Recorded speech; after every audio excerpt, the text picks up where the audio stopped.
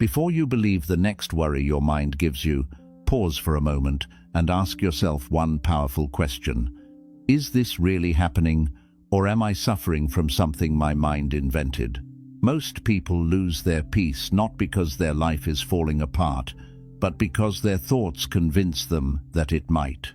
They imagine pain before it arrives, failure before they begin, rejection before anyone speaks, and loss before anything is gone. This is how the mind lies with confidence. It uses fear as proof, emotion as evidence, and imagination as reality. But Buddhism reminds us that peace begins when we stop obeying every thought that appears. In this video, you will learn how to separate truth from mental noise, how to stop feeding worry, and how to finally see your problems without the heavy shadow your mind places over them.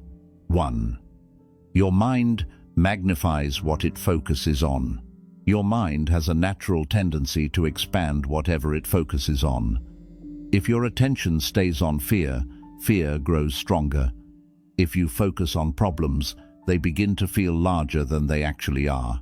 If you keep imagining worst-case scenarios, your entire reality starts to feel unstable and stressful.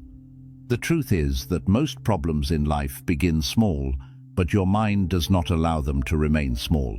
It adds layers of thinking, questions, and doubts, turning a simple situation into something that feels overwhelming. Buddhism refers to this as mental proliferation, where one thought leads to another and then another, creating a chain reaction that builds unnecessary stress. It is not the original problem that causes the suffering, but the expansion of thoughts around it. Once you become aware of this pattern, you begin to understand that it is not life overwhelming you, but your own thinking process making things heavier than they need to be.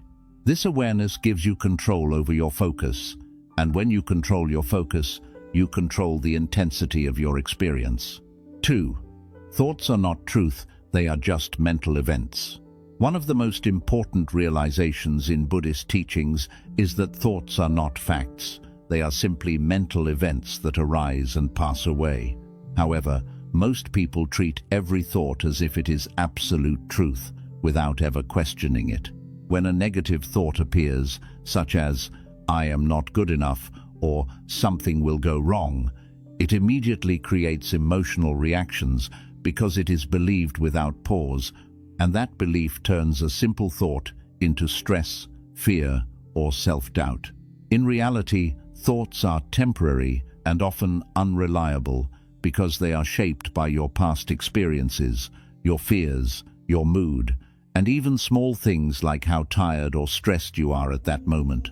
Your mind is constantly trying to predict, judge, and protect you, but it does not always do it accurately. Sometimes it exaggerates danger, sometimes it repeats old fears, and sometimes it creates stories that are not even connected to what is actually happening in your life right now.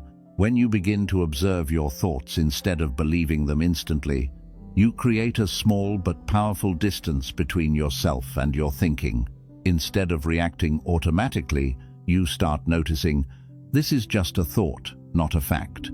That simple awareness gives you control.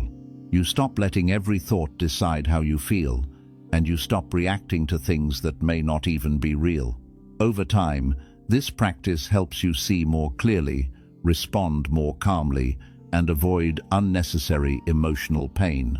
This shift alone can remove a large portion of stress and anxiety from your life because you are no longer controlled by every thought that passes through your mind. 3. Worry is suffering about the future that doesn't exist. Worry is always connected to the future. It is your mind trying to predict and control something that has not happened yet. The problem is that most of what you worry about never actually takes place, but your mind treats it as if it is already real. You start feeling stress, fear, and pressure today because of something that might happen tomorrow, and in doing so, you lose the peace of the present moment without any real reason. Buddhism teaches that the present moment is the only reality you truly have, yet worry pulls you away from it and traps you in imagined situations. Your mind begins to create stories, such as, "What if I fail? What if something goes wrong?" Or, "What if everything falls apart?" And even though none of this is happening right now, your body reacts as if it is real.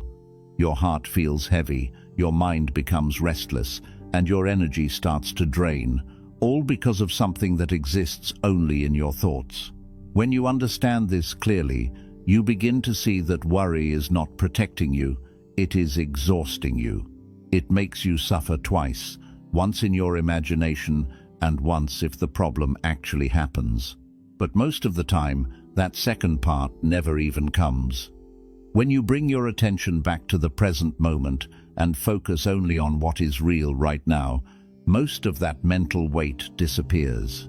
You realize that right now, in this moment, you are okay, and that simple realization has the power to calm your mind and free you from unnecessary worry. 4. You are adding pain that life never gave you. Life will always bring challenges, difficulties, and moments that test your patience and strength. But the truth most people never fully realize is that the majority of their suffering does not come from those challenges themselves. It comes from the way they think about them, react to them, and mentally replay them long after the moment has passed. A situation happens, something small goes wrong, someone says something you do not like, or a problem appears in your life, and instead of dealing with it as it is, your mind immediately begins to build a story around it. You start analyzing every detail, questioning every outcome, imagining what could go wrong next, and creating layers of emotional weight that were never part of the original situation. Buddhism explains this clearly through the idea of the 2 arrows.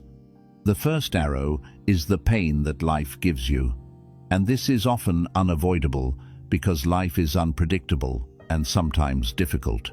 However, the second arrow is the pain you create through your own thoughts, reactions, and resistance, and this is completely within your control. Most people are not just experiencing the first arrow, they are repeatedly hitting themselves with the second arrow by overthinking, overreacting, and refusing to let go. A simple mistake becomes a long period of self-criticism, a small problem becomes a constant source of stress, and a single moment turns into days or even weeks of mental suffering. Your mind has a habit of holding on to things that should have already passed. Instead of allowing an experience to come and go, you replay it again and again, each time adding more emotion, more meaning, and more pain to it. You think about what you should have said, what you should have done, and what might happen next. And this constant repetition keeps the pain alive even when the situation is no longer present. In reality, the event itself may have lasted only a few minutes, but your thinking stretches it into something much longer and much heavier. Another way you add pain is through resistance. When something happens that you do not like, your mind immediately says, "This should not be happening," or "Why is this happening to me?" And that resistance creates tension inside you. Instead of accepting the moment and responding to it calmly, you fight against it mentally, and that fight creates more suffering than the situation itself. The more you resist reality, the more uncomfortable and frustrated you become, because you are trying to change something that has already happened. You also add pain by attaching meaning to everything. A small failure becomes proof that you are not capable, a rejection becomes proof that you are not good enough, and a delay becomes proof that things will never work out. These meanings are not facts, they are interpretations created by your mind, yet they shape how you feel and how you see yourself. The problem is no longer just the situation, it becomes a reflection of your identity, and that is what makes it feel so heavy. When you begin to understand this deeply, something starts to change inside you. You realize that while you cannot always control what happens in life, you can control how much extra pain you add to it. You start noticing your thoughts, your reactions, and your patterns, and instead of feeding them, you begin to step back from them. You allow situations to be what they are without turning them into something bigger, and you respond with awareness instead of automatic emotion. This does not mean you become passive or ignore your problems. It means you deal with them clearly, without unnecessary mental noise. You handle what needs to be handled, but you do not carry it longer than necessary. You feel what needs to be felt, but you do not create additional suffering by holding on to it. This is where real strength comes from, not from avoiding problems, but from refusing to multiply them in your mind. As you practice this, your life begins to feel lighter, not because challenges disappear, but because you stop making them heavier than they need to be. You stop shooting yourself with the second arrow, and for the first time, you experience situations as they truly are, not as your mind exaggerates them to be. This is where peace begins to grow, in the space where unnecessary suffering is no longer created by your own thinking. 5. Control comes from letting go, not holding on. The human mind is constantly searching for control. It wants certainty in every situation, clear answers about the future, and guarantees that everything will go according to plan. It wants to know what will happen next, how people will behave, and how life will unfold, because it believes that if it can control everything, it can avoid pain. But the truth is very different. Life does not follow your plans completely. People do not always act the way you expect, and the future is never fully predictable. This gap between what your mind wants and how life actually works is where worry begins. Buddhism teaches that this need for control is one of the biggest sources of suffering. The more tightly you try to hold on to outcomes, the more tension you create inside yourself. You start overthinking every possibility, trying to prepare for every scenario, and worrying about every small detail, because you feel responsible for making everything go right. But no matter how much you think, plan, or worry, you cannot control everything. There are always factors beyond your reach, and when reality does not match your expectations, your mind reacts with stress, frustration, and fear. Holding on creates pressure. It makes you feel like everything depends on you, like you must figure everything out, fix everything, and make everything perfect. This constant mental effort becomes exhausting because you are trying to manage something that is naturally uncertain. You begin to feel anxious, not because life is too difficult, but because you are trying to force life into a fixed shape that it cannot maintain. The tighter you hold, the more fragile your peace becomes, because any small change can disturb your sense of control. Letting go, on the other hand, is not weakness, and it is not giving up. It is a form of understanding. It means recognizing that some things are within your control, such as your actions, your effort, and your attitude, while many other things are not. It means doing your best in the present moment, without attaching your peace to a specific outcome. When you let go of the need to control everything, you remove a huge burden from your mind. This shift allows you to approach life differently. Instead of constantly worrying about what might happen, you focus on what you can do right now. Instead of fearing uncertainty, you begin to accept it as a natural part of life. You stop trying to predict every outcome and start trusting that you can handle whatever comes. This trust is not blind optimism. It is a quiet confidence that no matter what happens, you will respond to it when the time comes. Letting go also frees you from the cycle of overthinking.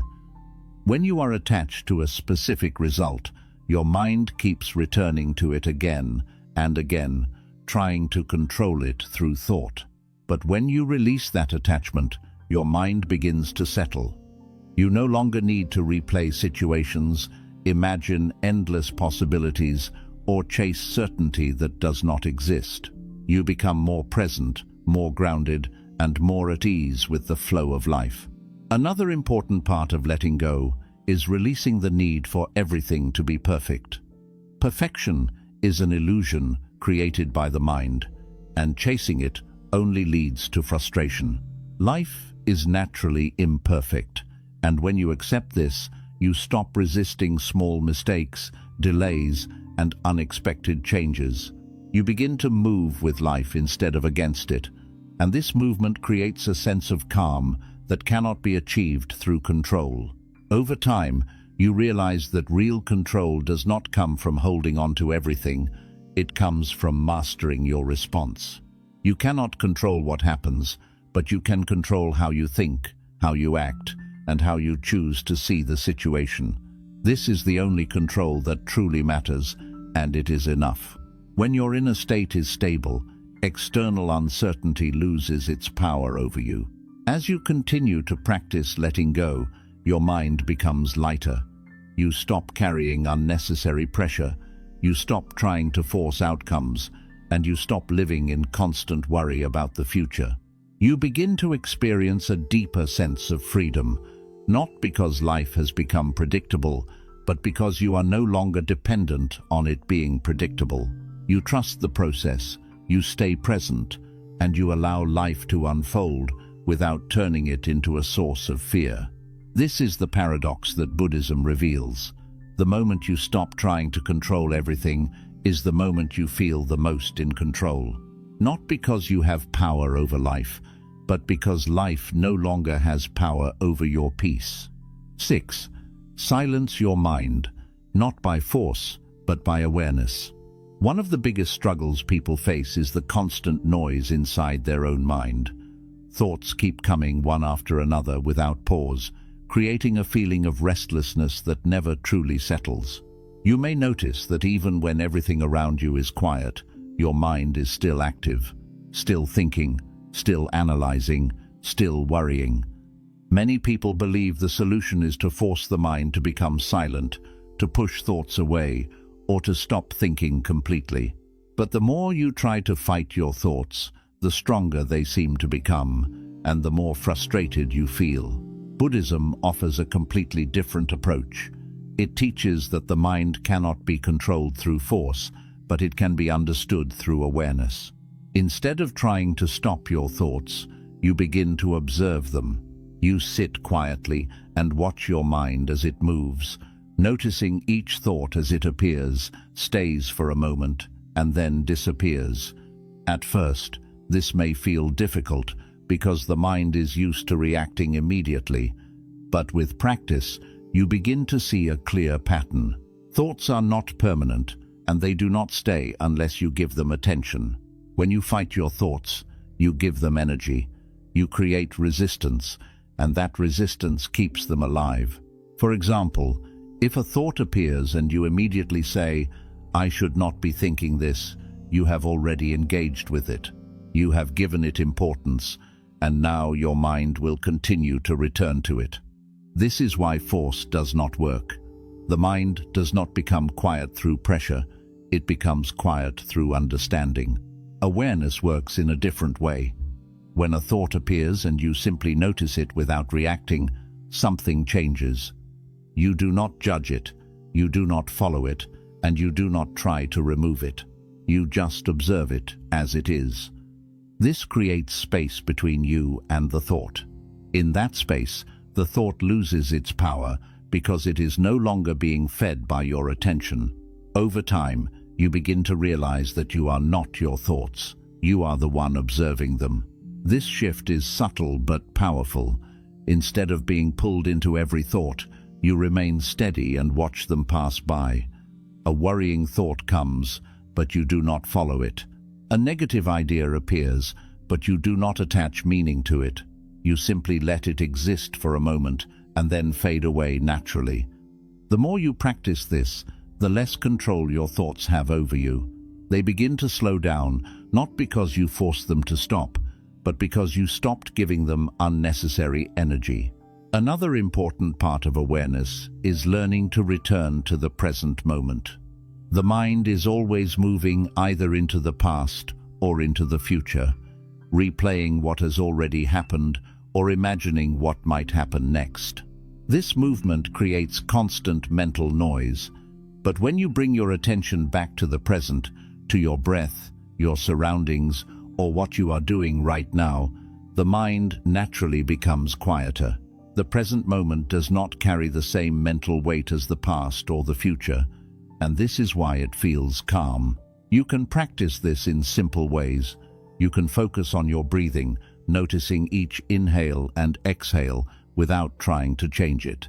You can pay attention to the sensations in your body, the feeling of your hands, the movement of your steps, or the sounds around you.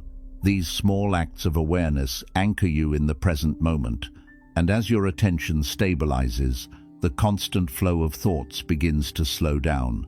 The mind does not stop completely, but it becomes less chaotic and more peaceful. It is also important to understand that silence does not mean the complete absence of thoughts. The mind will always produce thoughts, just as the sky will always have clouds. Silence means that these thoughts no longer disturb you. They come and go without creating emotional reactions, without pulling you into stress or anxiety. You remain steady, like the sky, while thoughts move through you like passing clouds. With consistent practice, awareness becomes natural. You begin to notice your thoughts throughout the day, not just when you are sitting quietly. When something triggers you, you see the reaction forming before it takes over. When worry begins to rise, you recognize it early and do not let it grow. This awareness gives you the ability to respond instead of react, to stay calm instead of becoming overwhelmed. Over time, the mind starts to change. It becomes less reactive, less noisy, and less attached to every passing thought. You experience more moments of stillness, more clarity, and more control over your attention. This does not happen overnight, but with patience and consistency, the shift becomes noticeable. You begin to feel a sense of inner space that was not there before, a calm presence that remains even when life becomes busy or challenging. This is the true meaning of silencing the mind. It is not about forcing thoughts to disappear, but about understanding their nature so deeply that they no longer control you.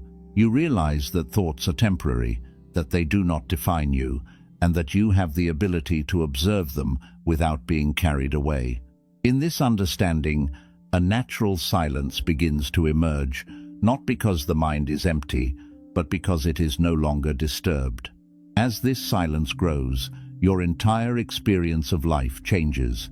Situations that once caused stress no longer have the same impact. You become more focused, more present, and more at ease with whatever is happening around you. You do not feel the need to control every thought or solve every problem immediately. Instead, you trust the process, you stay aware, and you allow life to unfold without unnecessary resistance. In the end, awareness becomes your greatest strength. It allows you to live with clarity instead of confusion, with calm instead of chaos, and with presence instead of constant distraction. The noise of the mind may still appear from time to time, but it no longer defines your state. You are no longer trapped inside your thoughts. You are free from them, and in that freedom, you discover a deep and lasting sense of peace. 7. Peace begins when you stop believing every thought. The most powerful transformation you can experience does not come from changing your life overnight. It comes from changing the way you relate to your own thoughts. Most people spend their entire lives believing everything their mind tells them without ever questioning it. A thought appears, and instantly it is accepted as truth. A fear arises, and it is treated as a real danger. A doubt enters the mind, and it becomes a limitation. This automatic belief system is what creates inner chaos, because the mind is constantly producing thoughts, and not all of them are accurate, helpful, or even relevant to your life. Buddhism teaches that peace does not come from controlling life, but from understanding the nature of the mind. The mind is not designed to always tell the truth. It is designed to think, to analyze, to imagine, and sometimes to exaggerate. It pulls from past experiences, stored fears, and learned patterns, and then projects them onto the present moment. This is why two people can face the same situation and feel completely different about it. The difference is not the situation, it is the thoughts they choose to believe. When you believe every thought, your emotional state becomes unstable. One negative idea can change your entire mood. A single doubt can make you question yourself. A small fear can turn into anxiety. You begin to live at the mercy of your thinking, reacting to every mental movement as if it defines your reality. This creates a constant cycle of stress, because the mind never stops producing thoughts, and you are constantly responding to them. The shift begins when you start questioning your thoughts instead of automatically believing them. When a thought appears, you pause and ask yourself, is this actually true, or is this just my mind trying to protect me or repeat an old pattern? This simple question creates awareness. It interrupts the automatic reaction and gives you space to see the thought more clearly. You begin to realize that many of your thoughts are not based on facts, but on assumptions, fears, and past conditioning. For example, when your mind says, "You are not good enough," you can begin to see that this is not a fact, but a learned belief, something you picked up from past experiences or comparisons. When your mind says, "Something will go wrong," you recognize that this is just a prediction, not reality. When your mind says, "People are judging you," you understand that this is an assumption, not something you can confirm. This awareness weakens the power of these thoughts, because you no longer accept them without question. Another important realization is that not every thought deserves your attention. Your mind produces thousands of thoughts every day, but most of them are repetitive, unnecessary, or irrelevant. If you try to engage with every thought, you will exhaust yourself. But when you become selective about what you focus on, your mind becomes calmer and more organized. You start choosing which thoughts to follow and which ones to let go. This choice is where your power lies. Letting go of thoughts does not mean suppressing them or pretending they do not exist. It means allowing them to be there without giving them importance. A thought appears, you notice it, and then you let it pass without building a story around it. You do not fight it, and you do not follow it. This simple act of letting go creates mental space, and in that space, peace begins to grow. Over time, you start to see that thoughts are like passing clouds. Some are light and harmless, while others are dark and intense, but none of them stay forever. If you keep watching them without attachment, they naturally move on. The problem is not the presence of thoughts, but the attachment to them. When you hold on to a thought, repeat it, and build meaning around it, you give it life. When you let it pass, it loses its strength. This understanding changes the way you experience life. Situations that once triggered strong reactions begin to feel lighter because you are no longer adding layers of thinking on top of them. You respond more calmly because you are not overwhelmed by your own thoughts. You become more present because your mind is not constantly pulling you into imagined scenarios. This presence brings a sense of clarity that allows you to see things as they are, not as your mind distorts them. You also begin to develop trust in yourself. Instead of trying to predict every outcome or prepare for every possibility, you trust that you can handle whatever comes your way. This trust reduces the need to overthink because you no longer feel the pressure to solve everything in advance. You understand that life unfolds step by step, and you only need to deal with what is in front of you right now. As this awareness deepens, your relationship with your mind becomes more peaceful. Thoughts still appear, but they no longer control you. You no longer feel the need to react to every idea, defend every belief, or follow every fear. There is a sense of space between you and your thinking, and in that space, you find stability. You are no longer trapped inside your mind. You are observing it from a place of calm. This is where true peace begins. Not when your life becomes perfect, not when problems disappear, but when your mind becomes clear. When you stop believing every thought, you stop creating unnecessary suffering. You stop turning small situations into big problems. You stop living in constant worry about things that are not even real. You begin to experience life directly, without the filter of fear and doubt. Peace is not something you have to search for outside yourself. It is already within you, but it is hidden beneath layers of constant thinking. When you let go of those layers, when you stop attaching yourself to every thought, that peace naturally reveals itself. It is quiet, stable, and always available, no matter what is happening around you. In the end, the mind will always produce thoughts. This is its nature, but you do not have to believe them all. You can choose awareness over reaction, clarity over confusion, and presence over distraction. This choice may seem small, but it changes everything. Because the moment you stop believing every thought is the moment you take back control of your inner world. And when your inner world becomes calm, your outer life begins to feel different as well. Challenges still come, situations still change, but you face them with a steady mind. You are no longer easily shaken, no longer overwhelmed by your own thinking. You move through life with a quiet confidence, knowing that your peace does not depend on circumstances, but on your ability to remain aware. This is the freedom that Buddhism points toward.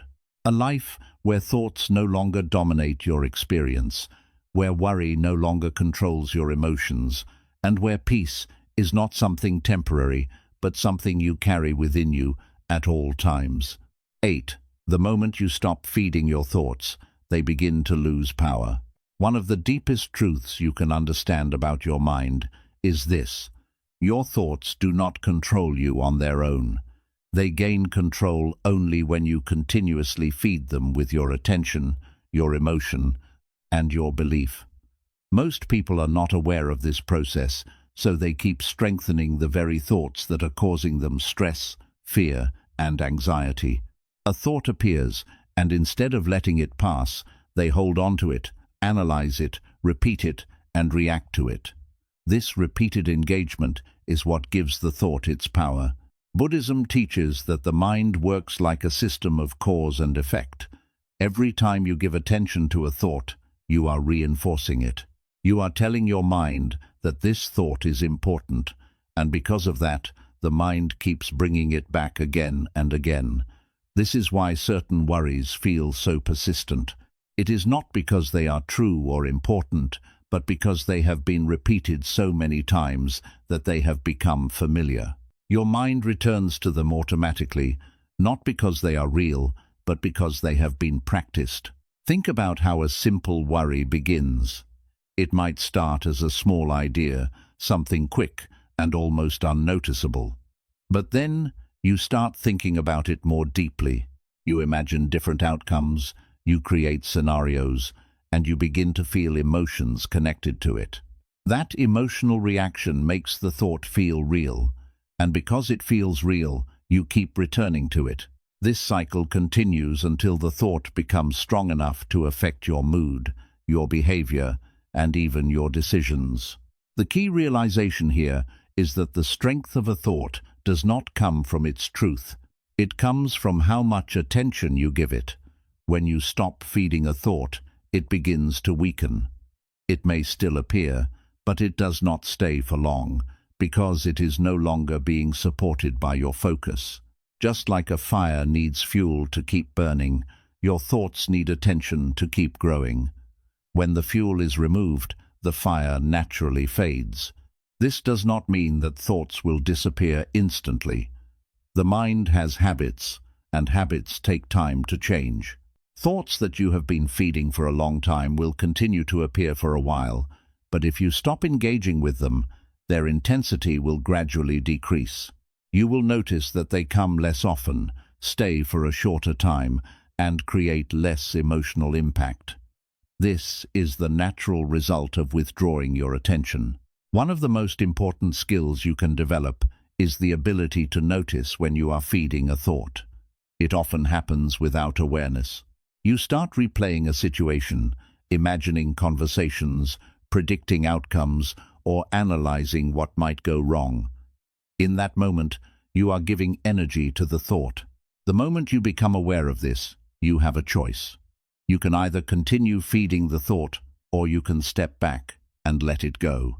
Letting go does not require force. It is not about pushing the thought away or trying to block it. It is about choosing not to engage with it.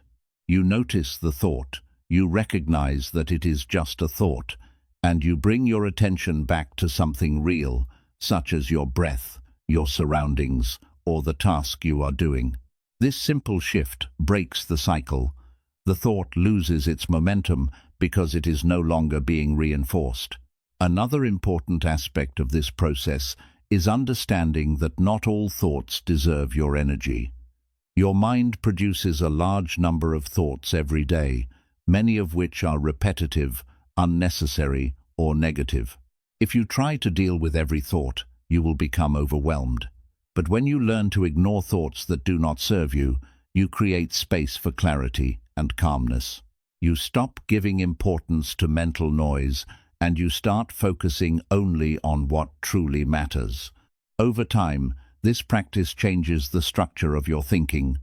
Thoughts that once felt strong begin to feel weak. Worries that once controlled your emotions begin to lose their influence. Your mind becomes less reactive, less noisy, and more stable. You start experiencing longer periods of mental quiet, where you are not constantly thinking about problems or imagining negative outcomes. This quiet is not empty, it is peaceful, and it allows you to experience life more directly. It is also important to understand that feeding thoughts is closely connected to emotional attachment. When a thought triggers a strong emotion, you are more likely to hold on to it. For example, if a thought creates fear, you may keep thinking about it because you want to find a solution or protect yourself. But this repeated thinking often increases the fear instead of reducing it. By observing both the thought and the emotion without reacting, you break this connection. The thought no longer leads to emotional escalation, and the emotion gradually fades. This is where true mental freedom begins. You are no longer controlled by every thought that enters your mind. You are no longer trapped in cycles of overthinking and worry. You have the ability to choose where your attention goes, and that choice determines the quality of your inner experience. When your attention is no longer scattered across unnecessary thoughts, your mind becomes clear and focused. As your awareness grows, you begin to notice that many of the thoughts you once took seriously were never important. They were just patterns, habits of thinking that you had developed over time. By not feeding them, you allow those patterns to weaken and eventually disappear. This process is gradual, but it is powerful. It changes the way your mind operates, and it creates a foundation for lasting peace. You also begin to feel a sense of control, not over external situations, but over your internal state. This is a different kind of control, one that is not based on forcing outcomes, but on managing your attention. You realize that you cannot stop thoughts from appearing, but you can stop them from taking over your mind. This understanding removes a lot of pressure, because you no longer feel responsible for controlling every thought, only for choosing how you respond to them. In daily life, this practice becomes very practical. When you face a difficult situation, you notice the thoughts that arise, but you do not let them grow unnecessarily. You focus on what needs to be done instead of what might go wrong. When you feel worry, you recognize it as a mental pattern rather than a reality, and you choose not to feed it. This keeps your mind clear and allows you to act with more confidence and calmness. As you continue to apply this principle, you will notice that your overall level of stress decreases. You feel lighter, more present, and more in control of your attention. You are not constantly pulled into mental stories, and you are not easily disturbed by passing thoughts. This creates a sense of stability that remains even when life becomes challenging. In the end, the power of your thoughts depends on you. They are not inherently strong or weak. They become strong when you feed them, and weak when you do not. This means that your peace is not determined by the thoughts you have, but by how you respond to them. When you stop feeding unnecessary thoughts, you stop creating unnecessary suffering. This is the deeper understanding that Buddhism points toward. It is not about eliminating thoughts, but about changing your relationship with them. When you no longer give them constant attention and belief, they lose their ability to disturb you. Your mind becomes a place of clarity instead of confusion, of calm instead of chaos. And in that calm, you begin to experience life as it truly is, simple, direct, and free from the weight of unnecessary thinking. 9. The more you observe your mind, the less it controls you. There is a quiet but powerful shift that begins to happen the moment you stop living inside your thoughts and start observing them instead.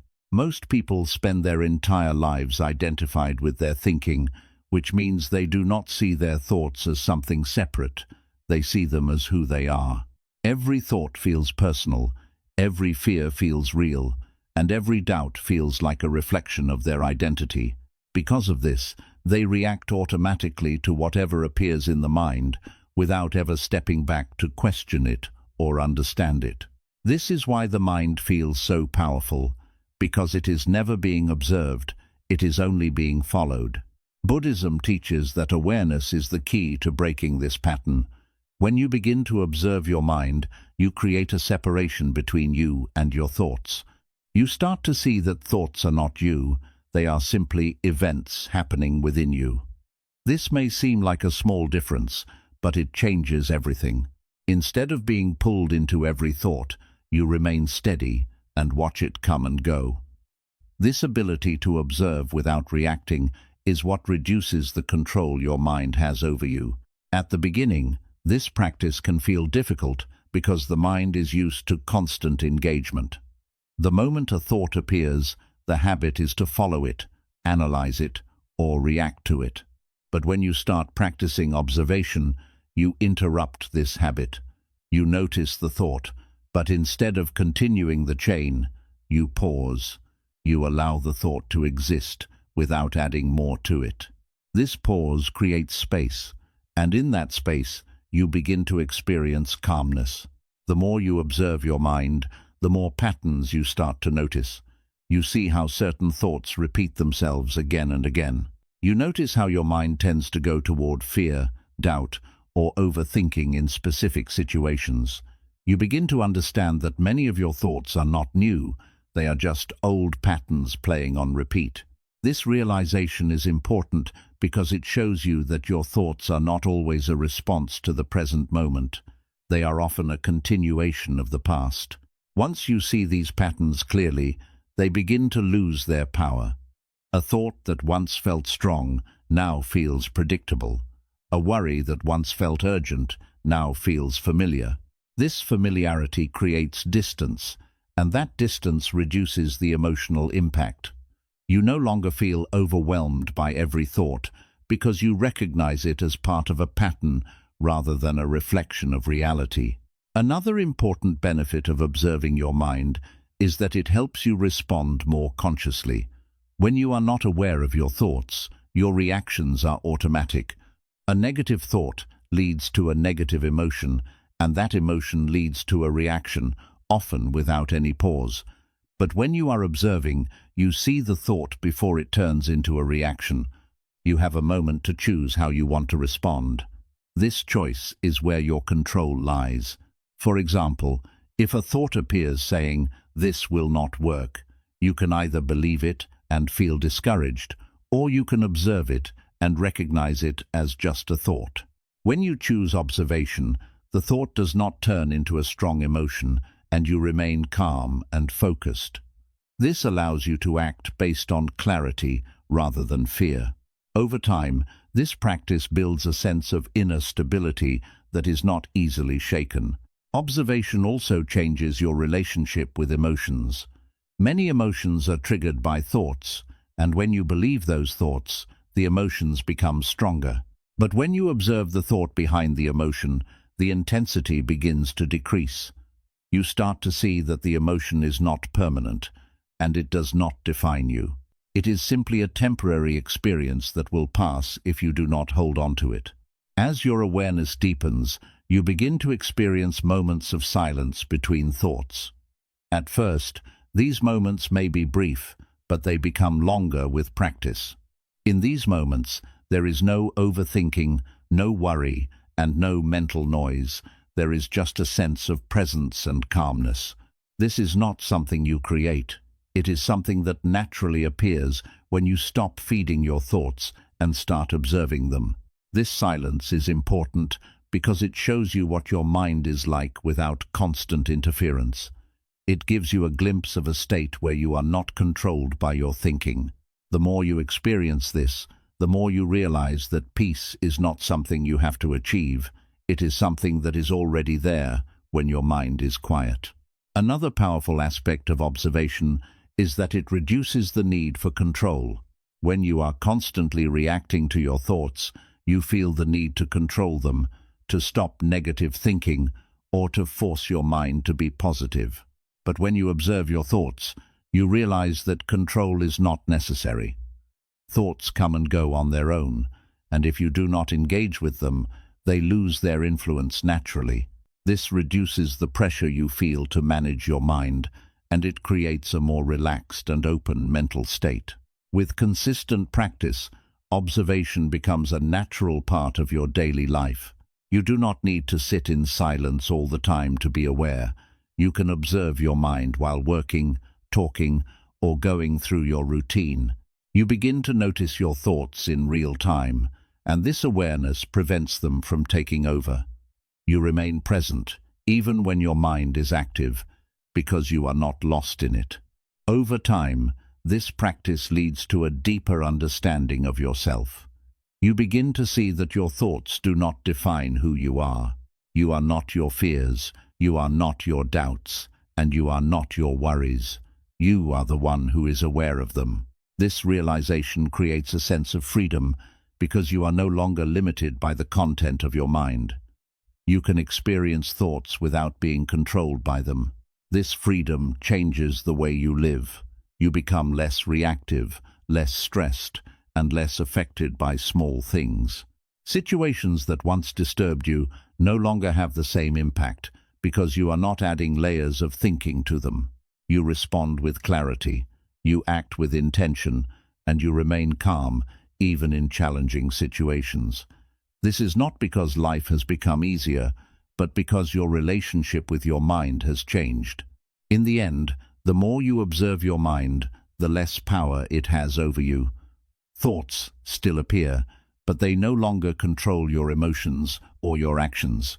You are no longer trapped in cycles of overthinking and worry.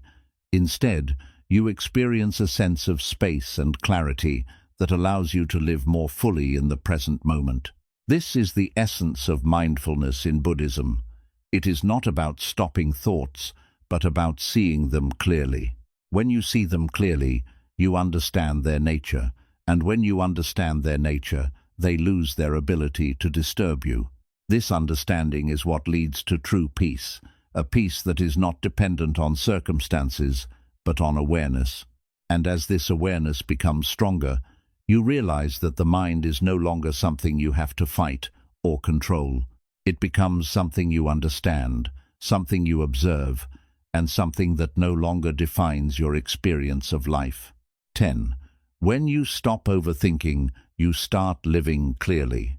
There comes a point where you begin to realize that overthinking is not helping you solve your life. It is slowly taking you away from actually living it. Most people believe that thinking more will bring clarity, that analyzing every situation will give them control, and that worrying about every possible outcome will prepare them for the future. But the reality is very different.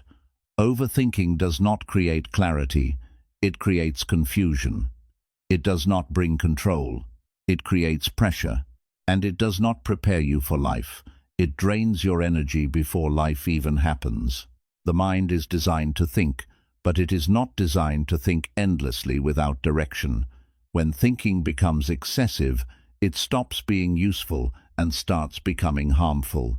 You begin to replay situations that are already over, analyze conversations that no longer matter, and imagine problems that do not exist. This constant mental activity creates noise, and in that noise, you lose your ability to see things clearly. You feel busy in your mind, but in reality, you are going in circles without moving forward. Buddhism teaches that clarity does not come from thinking more, it comes from thinking less, but with awareness. When the mind is quiet, you are able to see situations as they are, without distortion. But when the mind is overloaded with thoughts, everything becomes unclear. Small problems feel big, simple decisions feel difficult, and even peaceful moments feel restless. This is why overthinking feels so exhausting, because it keeps your mind active without giving you any real solutions. One of the main reasons people overthink is because they are trying to find certainty in an uncertain world. They want to know exactly what will happen, how things will turn out, and what the right decision is in every situation. But life does not work that way. There is always some level of uncertainty, and no amount of thinking can remove it completely. When you try to think your way into certainty, you end up creating more questions than answers. You think about one possibility, then another, and the cycle continues without end. Overthinking also comes from the fear of making mistakes. You try to think through every detail because you want to avoid failure or regret. But in doing so, you create a different kind of problem. You become stuck. You delay action. You hesitate. And sometimes, you miss opportunities because you were too busy thinking instead of acting. The truth is that clarity often comes through action, not through endless thinking. You understand things better when you experience them, not when you keep analyzing them from a distance. When you begin to reduce overthinking, something changes in the way you experience life. Your mind becomes quieter, and in that quietness, clarity starts to appear. You no longer feel the need to analyze every situation deeply. You trust your understanding, you make decisions with more confidence, and you move forward without constantly questioning yourself. This does not mean you stop thinking completely. It means your thinking becomes purposeful instead of excessive. A quiet mind allows you to be present. Instead of living in your thoughts, you begin to live in your actual experience. You notice what is happening around you, you engage with people more fully, and you experience moments without constantly analyzing them. This presence brings a sense of calm that overthinking can never provide. It allows you to respond to life as it happens, rather than reacting to imagined scenarios. Another important shift that happens when you stop overthinking is that you begin to trust yourself more. When you are constantly questioning your thoughts, your decisions, and your actions, you weaken your confidence. But when you reduce unnecessary thinking, you start relying on your natural understanding. You make decisions based on clarity rather than fear, and you accept that not everything needs to be perfect. This trust creates a sense of stability that helps you move forward without hesitation. You also begin to realize that many of the things you were overthinking were never as important as they seemed. Situations that once felt overwhelming become simple. Decisions that once felt heavy become manageable. And problems that once kept you awake at night lose their intensity. This happens because you are no longer adding extra layers of thinking to everything. You see things directly, without exaggeration. It is important to understand that stopping overthinking is not something that happens instantly. It is a practice. It requires awareness, patience, and consistency. You need to notice when your mind is going into unnecessary thinking and gently bring your attention back to the present moment. You need to recognize when you are trying to control something that cannot be controlled and choose to let it go. These small actions, repeated over time, gradually change the way your mind operates. One practical way to reduce overthinking is to limit the time you spend analyzing a situation. Give yourself enough time to understand what is needed, but do not go beyond that point. Once you have enough information, take action. Another way is to focus on what is in your control. Instead of thinking about all possible outcomes, focus on what you can do right now. This shifts your attention from worry to action, which naturally reduces mental noise. You can also practice grounding yourself in the present moment. Pay attention to your breathing, your surroundings, or the task you are doing. This simple awareness interrupts the cycle of overthinking and brings your mind back to reality. The more you practice this, the easier it becomes to stay present and avoid unnecessary thinking. As your mind becomes quieter, you begin to experience life in a different way. You feel lighter because you are no longer carrying the weight of constant thoughts. You feel more focused because your attention is not scattered. And you feel more at peace because your mind is not creating unnecessary problems. This is not because life has changed, but because your relationship with your thoughts has changed. In this state, you begin to see that clarity was always available to you, but it was hidden beneath layers of overthinking. When those layers are removed, your natural understanding comes forward. You see things simply, you act with confidence, and you live with a sense of ease that is not dependent on external circumstances. Ultimately, stopping overthinking is not about doing less, it is about being more aware. It is about recognizing when thinking is useful and when it is not. It is about choosing clarity over confusion, presence over distraction, and action over endless analysis. This choice, when practiced consistently, leads to a life that feels more direct, more calm, and more meaningful. And in that clarity, you begin to truly live, not inside your thoughts, but in reality itself, where life is actually happening. 11. The freedom you seek begins when you stop taking your thoughts personally. There is a hidden habit inside the human mind that quietly creates most of the suffering you experience, and that habit is taking every thought personally. The moment a thought appears, you attach it to yourself. If the thought is negative, you believe something is wrong with you. If the thought is fearful, you assume you are in danger. If the thought is doubtful, you begin to question your own ability. This automatic identification with your thoughts is what turns simple mental activity into emotional pain, because you are no longer just observing thoughts, you are becoming them. Buddhism teaches that this identification is the root of much inner suffering. It explains that the mind produces thoughts just as the body breathes or the heart beats. It is a natural process. Thoughts are not always chosen, and they are not always meaningful. Yet when you take them personally, you give them a level of importance they do not deserve. A random thought becomes a reflection of your identity, and a passing fear becomes a belief about your reality. This is where the problem begins, not in the thought itself, but in the way you relate to it. When you take your thoughts personally, you start to build a story about who you are based on what your mind is telling you in the moment. If your mind says, "You are not good enough," you begin to feel inadequate. If your mind says, "You will fail," you begin to lose confidence. If your mind says, "Something is wrong," you begin to feel anxious, even if there is no real danger present. This creates a cycle where thoughts influence your emotions, and your emotions reinforce your thoughts, making them feel even more real.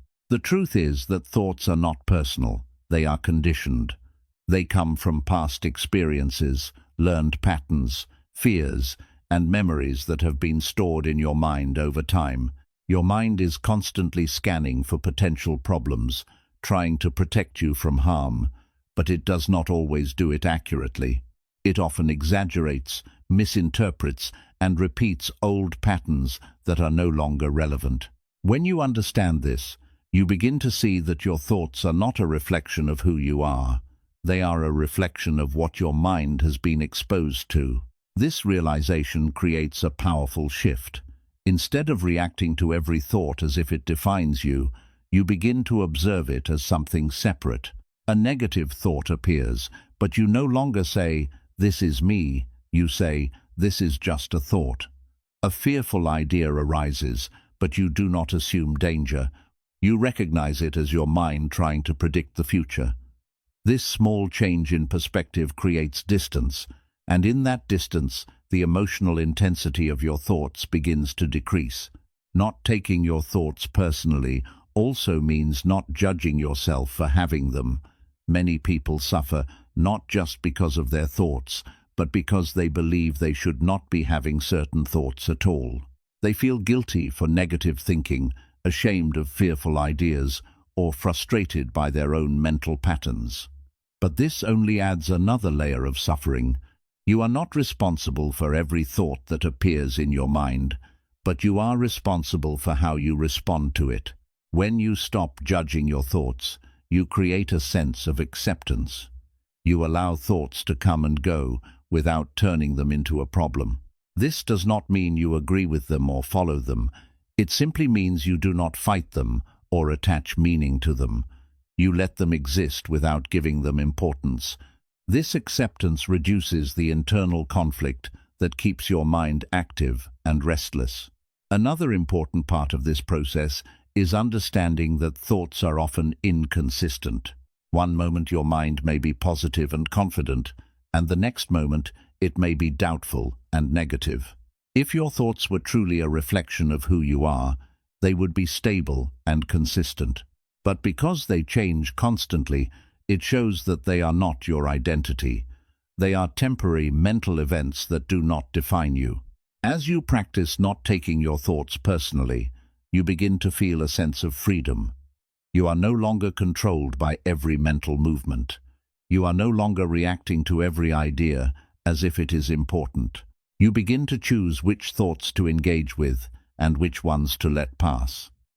This choice gives you control over your inner experience, not by controlling your thoughts, but by controlling your response to them. This freedom also changes the way you interact with the world.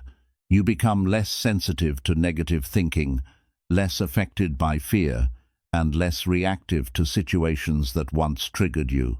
You do not take everything as a personal attack, and you do not assume that every thought reflects reality. This creates a sense of emotional stability that allows you to remain calm even when your mind becomes active. Over time, you begin to see your mind more clearly. You notice how it creates stories, how it repeats patterns, and how it tries to protect you in ways that are not always helpful. But instead of being controlled by these patterns, you observe them with awareness. You understand their nature, and because of that understanding, they lose their power. This does not mean your mind becomes completely silent or that negative thoughts disappear forever. The mind will continue to produce thoughts because that is what it does. But the difference is that those thoughts no longer control your emotions or your actions.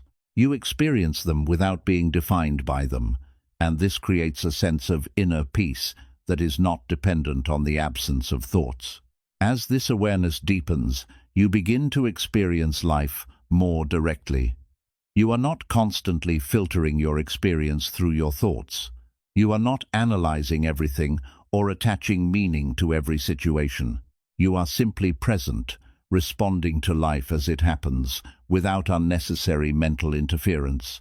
This presence brings a sense of clarity that allows you to see things as they are, without distortion. You also begin to develop a stronger connection with yourself, not with your thoughts, but with the part of you that is aware of those thoughts. This awareness is stable, calm, and always present. It does not change with every thought or emotion. It remains steady, even when your mind becomes active. When you connect with this awareness, you experience a deeper sense of self that is not affected by temporary mental activity. This is where true freedom begins, not in controlling your thoughts, but in no longer being controlled by them. Not in eliminating negative thinking, but in understanding it so clearly that it no longer has the power to disturb you. You move through life with a sense of ease, knowing that your peace does not depend on what your mind is doing at any given moment. In the end, the freedom you are searching for is not found by changing your thoughts, but by changing your relationship with them. When you stop taking your thoughts personally, you stop turning them into problems. You stop creating unnecessary suffering, and you start experiencing life with more clarity and calmness. This is the deeper wisdom of Buddhism. It is not about escaping the mind, but about understanding it so completely that it no longer controls you. And in that understanding, you discover a quiet, steady peace that has always been within you, waiting for you to see it clearly. 12. Your mind becomes peaceful when you stop needing every thought to make sense. One of the most exhausting habits the mind has is the constant need to understand, explain, and make sense of everything that happens within it. The moment a thought appears, especially if it is uncomfortable or confusing, the mind immediately tries to analyze it. It wants to know why it appeared, what it means, whether it is true, and what should be done about it. This endless need to figure everything out creates a loop of thinking that never truly ends, because the more you analyze your thoughts, the more thoughts you create. Buddhism teaches that not every thought needs to be understood, solved, or even taken seriously. Many thoughts are simply random mental events that arise due to past conditioning, emotional states, or temporary triggers. They do not carry deep meaning, and they do not require your attention. However, when you feel the need to make sense of every thought, you give them importance, and that importance keeps your mind active and restless. This need for understanding often comes from discomfort. When a thought feels negative or unclear, you want to resolve it so you can feel better. You start questioning it, analyzing it, and trying to find answers. But instead of bringing clarity, this process usually creates more confusion. One thought leads to another, and before you realize it, you are stuck in a chain of thinking that has no clear direction. The original thought may have been small, but your effort to understand it turns it into something much larger. The truth is that the mind does not always operate in a logical or consistent way. Thoughts can be random, contradictory, and influenced by many factors that are not directly related to your current situation. You may have a thought that does not align with your values, your goals, or your reality, and yet it appears in your mind without any clear reason. If you try to make sense of every such thought, you will constantly feel confused and unsettled. When you begin to understand this, you realize that peace does not come from understanding every thought. It comes from allowing thoughts to exist without needing to explain them. This shift is subtle but powerful. Instead of asking, "Why am I thinking this?" or "What does this mean?" you simply notice the thought and let it pass. You do not try to solve it, and you do not try to connect it to your identity. You treat it as a temporary event rather than a problem that needs to be fixed. This approach reduces mental pressure significantly. You are no longer responsible for making sense of everything that happens in your mind. You allow thoughts to come and go naturally without turning them into tasks that need to be completed. This creates a sense of ease, because your mind is no longer working constantly to figure itself out. Another important aspect of this understanding is letting go of the need for certainty. The mind often tries to make sense of thoughts because it wants clear answers. It wants to know exactly what is true, what will happen, and what everything means. But life is not always clear, and not everything can be fully understood. When you accept that uncertainty is a natural part of life, you reduce the need to analyze every thought in search of certainty. This acceptance allows your mind to relax. Instead of constantly searching for answers, you become comfortable with not knowing. You trust that not every thought requires a conclusion, and not every question needs an answer. This trust creates a sense of stability that is not dependent on mental clarity, but on inner acceptance. You also begin to notice that many thoughts lose their importance when you stop trying to understand them. A confusing thought appears, but because you do not engage with it, it fades away quickly. A negative idea arises, but without analysis, it does not grow stronger. This shows you that many thoughts only become significant when you give them attention. Without that attention, they remain small and temporary. This practice also helps you break the habit of overthinking. Overthinking is often driven by the need to make sense of everything. You keep analyzing because you believe that if you think enough, you will find clarity. But in reality, this often leads to more confusion. When you let go of this need, your thinking becomes more natural and less forced. You think when necessary, and you rest when it is not. As your mind becomes less focused on analyzing itself, you begin to experience more presence. You are no longer trapped in your thoughts, trying to understand them. You are simply aware of what is happening in the moment. This awareness brings a sense of calm, because your attention is no longer divided between the present and your internal analysis. You also start to trust your experience more. Instead of relying on constant thinking to guide you, you begin to respond to life directly. You act based on what is happening rather than what your mind is trying to interpret. This creates a more natural flow in your actions because you are not overcomplicating simple situations with unnecessary analysis. Over time, this approach leads to a quieter mind. Thoughts still appear, but they do not create the same level of activity. You are not constantly trying to understand them, so they pass more easily. This creates space in your mind, and in that space, peace begins to grow. You feel less pressure, less confusion, and less mental fatigue. It is important to remember that this does not mean you stop thinking altogether. Thinking is still useful when it is needed for solving problems or making decisions. The difference is that you are no longer thinking compulsively. You are no longer analyzing every thought automatically. You use your mind when it is helpful, and you let it rest when it is not. This balance is what creates true mental clarity. It is not about having no thoughts, but about having a mind that is not constantly occupied with unnecessary thinking. It is about being able to move between thinking and awareness without getting stuck in either one.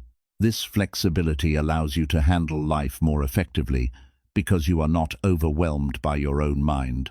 As you continue this practice, you begin to see that many of your previous struggles were not caused by life itself, but by your need to understand everything about it. When you release this need, life becomes simpler. You deal with situations as they come without adding extra layers of analysis. You feel more at ease because you are not constantly trying to control your inner experience. This is where a deeper sense of peace begins to emerge. It is not a temporary calm that comes and goes, but a stable state that remains even when your mind becomes active. You are not disturbed by every thought because you do not feel the need to engage with it. You allow your mind to function naturally without interfering with it unnecessarily. In the end, the mind becomes peaceful, not when it understands everything, but when it stops needing to understand everything. This is a form of letting go, not of your thoughts, but of your attachment to them. You are no longer trying to solve every mental movement, and because of that, your mind becomes lighter and more relaxed. This is the deeper wisdom that Buddhism offers. It shows you that peace is not found in perfect understanding, but in the ability to let things be as they are. When you stop needing every thought to make sense, you free yourself from endless mental effort, and in that freedom, you discover a calm that has always been available to you. 13. The mind calms down when you stop trying to fix every thought. One of the most subtle yet powerful habits that keeps the mind restless is the constant urge to fix every thought that appears. The moment something uncomfortable arises, a negative idea, a doubt, a fear, or even a confusing thought, the mind immediately jumps into action. It tries to correct it, replace it, analyze it, or remove it. This reaction feels natural because you believe that if you can fix the thought, you will feel better. But in reality, this constant fixing is what keeps the mind active, tense, and unable to rest. Buddhism teaches that not every thought needs to be corrected or changed. Many thoughts are simply temporary mental events that do not require any action. They arise due to past conditioning, emotional states, or random mental activity, and they disappear on their own if they are not interfered with. However, when you try to fix every thought, you interrupt this natural process. You turn something temporary into something persistent by giving it attention and importance. This habit of fixing thoughts often comes from the belief that you should always think positively or correctly. When a negative thought appears, you feel the need to replace it with a positive one. When a doubt arises, you try to convince yourself that everything is fine. While this may seem helpful, it often creates more tension. You are not allowing the mind to function naturally. You are constantly trying to control it, and that control requires effort. Over time, this effort becomes exhausting. Another reason you try to fix your thoughts is because of discomfort. Certain thoughts create emotions that you do not want to feel, such as fear, sadness, or insecurity. In response, you try to eliminate those thoughts so that the emotion disappears. But this approach does not work in the long term. The more you resist a thought, the stronger it becomes.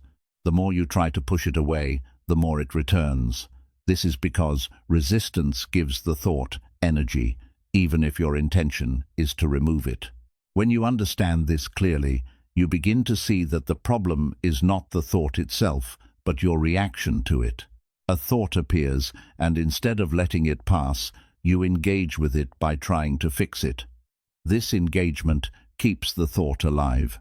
It creates a loop where the thought triggers a reaction, and the reaction reinforces the thought.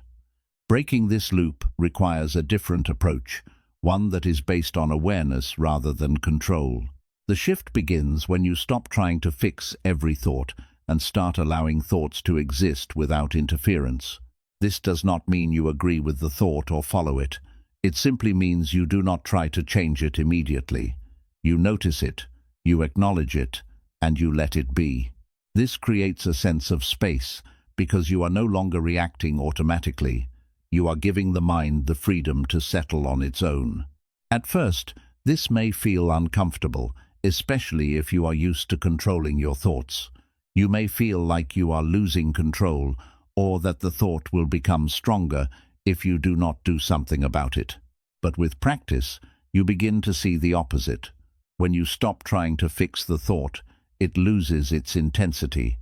It does not stay as long, and it does not create as much emotional impact. This is because it is no longer being fed by your attention. One of the most important realizations in this process is that the mind has a natural ability to return to balance if it is not constantly interfered with. Just like the body can heal itself when given the right conditions, the mind can calm itself when it is not being forced or controlled. Your role is not to fix every thought, but to create the space where thoughts can come and go freely without creating disturbance. This approach also reduces the pressure you place on yourself. When you feel responsible for fixing every thought, you create a constant sense of effort. You are always monitoring your mind, always trying to improve it, and always trying to keep it in a certain state. This creates tension, because the mind is never allowed to rest. When you let go of this responsibility, you experience a sense of relief. You allow your mind to be as it is, without constantly trying to change it. As you practice this, you begin to notice a shift in your relationship with your thoughts. You become less reactive, less controlling, and more accepting. Thoughts still appear, but they do not trigger the same level of urgency. You no longer feel the need to fix everything immediately. You trust that the mind will settle on its own, and this trust allows you to remain calm even when thoughts are present. Another important aspect of this practice is understanding that not all thoughts are meaningful. Many thoughts are simply noise, mental activity that does not serve a purpose. When you try to fix these thoughts, you give them importance they do not deserve. But when you ignore them, they fade away naturally. This helps you focus on what truly matters, rather than getting lost in unnecessary mental activity. This shift also improves your emotional well-being. When you stop trying to fix every thought, you stop creating additional stress. You are no longer fighting with your mind, and this reduces internal conflict. You feel more at ease because you are not constantly trying to control something that is naturally dynamic. This ease allows you to experience emotions without being overwhelmed by them. Over time, your mind becomes quieter, not because you forced it to be quiet, but because you stopped interfering with it. Thoughts come and go without creating disturbance, and you remain steady and aware. This creates a sense of inner peace that is stable and consistent. It is not dependent on having perfect thoughts, but on having a balanced relationship with your mind. You also begin to develop patience. Instead of reacting immediately to every thought, you give yourself time. You allow thoughts to pass before deciding whether they require any action. This patience creates clarity because you are not making decisions based on temporary mental activity. You are responding from a place of calm and awareness. In daily life, this practice becomes very practical. When a negative thought appears, you do not panic or try to fix it immediately. You notice it, you allow it to be there, and you continue with what you are doing. This prevents the thought from growing into something larger. It remains small and temporary, and your mind remains stable. As you continue this practice, you begin to understand that peace is not something you achieve by controlling your thoughts, but something that emerges when you stop interfering with them. The mind becomes calm when it is allowed to function naturally, without constant pressure to be different. In the end, the freedom you experience comes from letting go of the need to fix everything. You realize that not every thought is a problem, and not every mental movement requires action. You allow your mind to be as it is, and in that allowance, it begins to settle. This is the deeper wisdom of Buddhism. It shows you that peace is not created by controlling the mind, but by understanding it. When you stop trying to fix every thought, you stop creating unnecessary disturbance, and in that space, a natural calm begins to appear, steady, quiet, and always available. 14.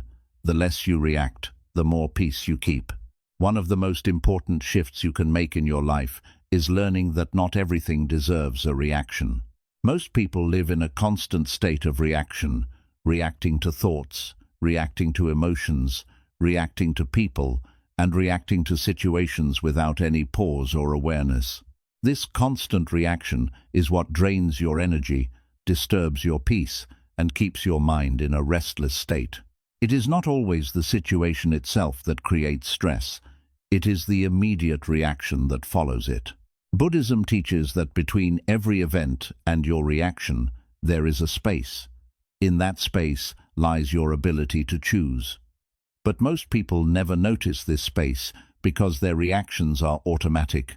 A thought appears, and they react. Someone says something, and they react. A situation changes, and they react. This automatic pattern becomes so strong that it feels like there is no choice at all. But the truth is that the choice is always there. It just requires awareness to see it. Reaction is often driven by habit.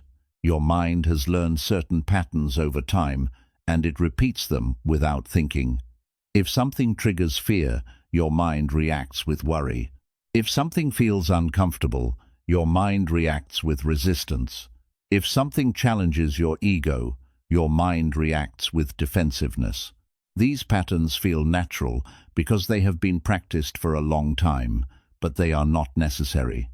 They are simply conditioned responses that can be changed. The problem with constant reaction is that it gives too much power to external situations and internal thoughts. You become dependent on what is happening around you or inside you to determine how you feel. If something goes wrong, you feel disturbed. If someone says something negative, you feel upset. If a thought appears, you feel anxious. Your peace becomes fragile because it is constantly being affected by things that are outside your control. When you begin to reduce your reactions, something powerful happens. You create stability within yourself. Instead of being pulled in different directions by every situation, you remain centered. This does not mean you become emotionless or disconnected from life. It means you become aware enough to choose your response instead of reacting automatically. The first step in this process is noticing your reactions. You begin to observe how quickly your mind responds to certain triggers. You notice the impulse to speak, to defend, to worry, or to overthink. This awareness is important because you cannot change something you are not aware of. Once you see your reactions clearly, you create the possibility of choosing differently. The next step is creating a pause. This pause does not have to be long. Even a few seconds is enough. When a thought appears or a situation triggers you, you take a moment before reacting. In that moment, you breathe, you observe, and you allow the initial impulse to settle. This pause breaks the automatic pattern and gives you the space to respond with clarity. During this pause, you begin to ask yourself simple questions. Does this situation really require a reaction? Is this thought important enough to follow? Is my response going to improve the situation or make it worse? These questions help you move from automatic reaction to conscious response. You begin to see that many things do not require your energy at all. Another important realization is that not reacting does not mean ignoring or suppressing. It means understanding. When you do not react, you are not denying what is happening. You are simply choosing not to be controlled by it. You still see the situation, you still understand it, but you do not let it disturb your inner state. This creates a sense of strength that comes from stability rather than force. Over time, you begin to notice that many of your previous reactions were unnecessary. Situations that once felt urgent now feel small. Thoughts that once felt powerful now feel insignificant. You realize that you were not reacting because the situation required it, but because your mind was conditioned to do so. This realization gives you freedom because you are no longer bound by those patterns. Reducing reactions also changes the way you experience your thoughts. When a negative thought appears, you do not immediately follow it. You notice it, but you do not engage with it. This prevents the thought from growing into something larger. It remains a simple mental event rather than becoming a source of stress. This is how you begin to break the cycle of overthinking. In relationships, this practice becomes even more powerful. Many conflicts are created not by the situation itself, but by the reactions of the people involved. When someone says something, your immediate reaction may be to defend yourself, argue, or respond emotionally. But when you choose not to react immediately, you create space for understanding. You can respond calmly, or sometimes you may realize that no response is needed at all. This reduces unnecessary conflict and creates more peaceful interactions. Another benefit of not reacting is that it protects your energy. Every reaction consumes energy, especially emotional reactions. When you react to everything, you become drained. But when you choose your responses carefully, you conserve your energy for what truly matters. You become more focused, more stable, and more capable of handling important situations. As you continue to practice this, your mind becomes less reactive overall. The impulses that once felt strong begin to weaken. You feel less urgency to respond to every thought or situation. This creates a sense of calm that is not easily disturbed. You are no longer controlled by your environment or your mind. You are guided by your awareness. This does not mean you never react. There are situations where action is necessary, where speaking up is important, and where responding is the right choice. The difference is that your response comes from clarity, not from impulse. You are no longer reacting unconsciously. You are responding consciously. With time, this way of living becomes natural. You no longer need to remind yourself constantly to pause or observe. It becomes your default state. You move through life with a sense of calm awareness, responding when needed and remaining still when not. This creates a balance that allows you to handle challenges without losing your peace. You also begin to understand that peace is not something you find by changing your environment, but something you maintain by managing your reactions. External situations will always change, but your ability to remain steady can stay constant. This is the true source of inner peace, a stability that is not dependent on circumstances. In the end, the less you react, the more peace you keep. You stop giving your energy to things that do not matter. You stop allowing your thoughts to control your emotions. You stop being pulled into unnecessary conflicts. Instead, you remain centered, aware, and calm. This is the deeper wisdom that Buddhism offers. It shows you that peace is not about controlling the world, but about understanding your own mind.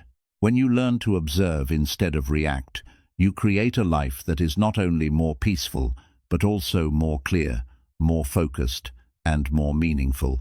15. When you stop fighting your mind, you finally find peace. There is a quiet struggle that most people carry every day without even realizing it. And that struggle is the constant fight with their own mind. You try to control your thoughts. You try to stop overthinking. You try to remove negative ideas. And you try to force yourself into a state of calm.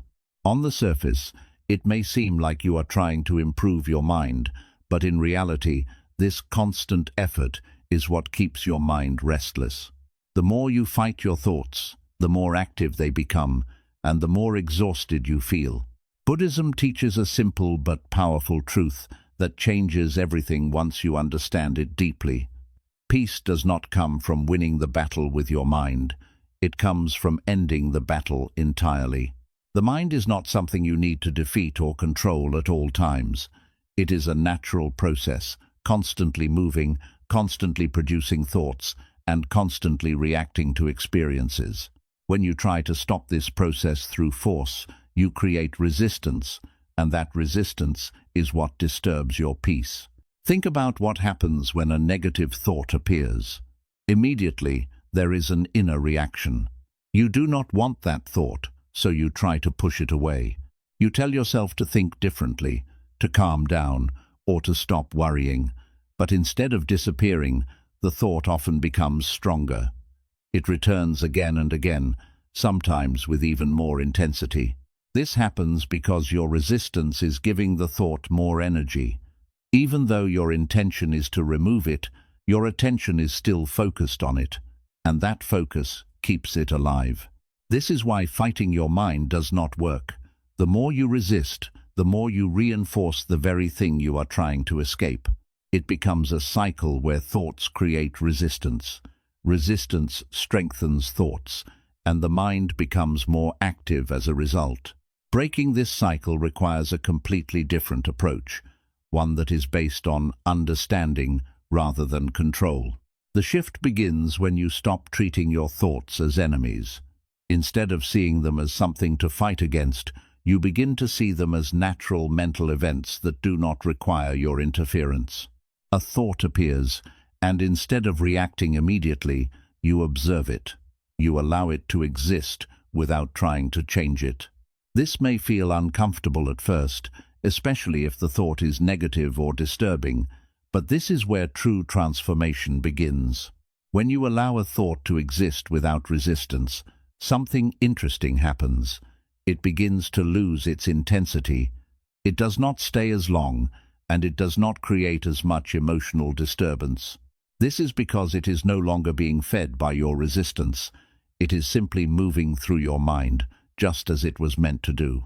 Over time, you begin to see that thoughts are temporary by nature. They come and go on their own, without needing your control. This understanding changes your relationship with your mind. Instead of constantly trying to fix or control it, you begin to trust its natural process.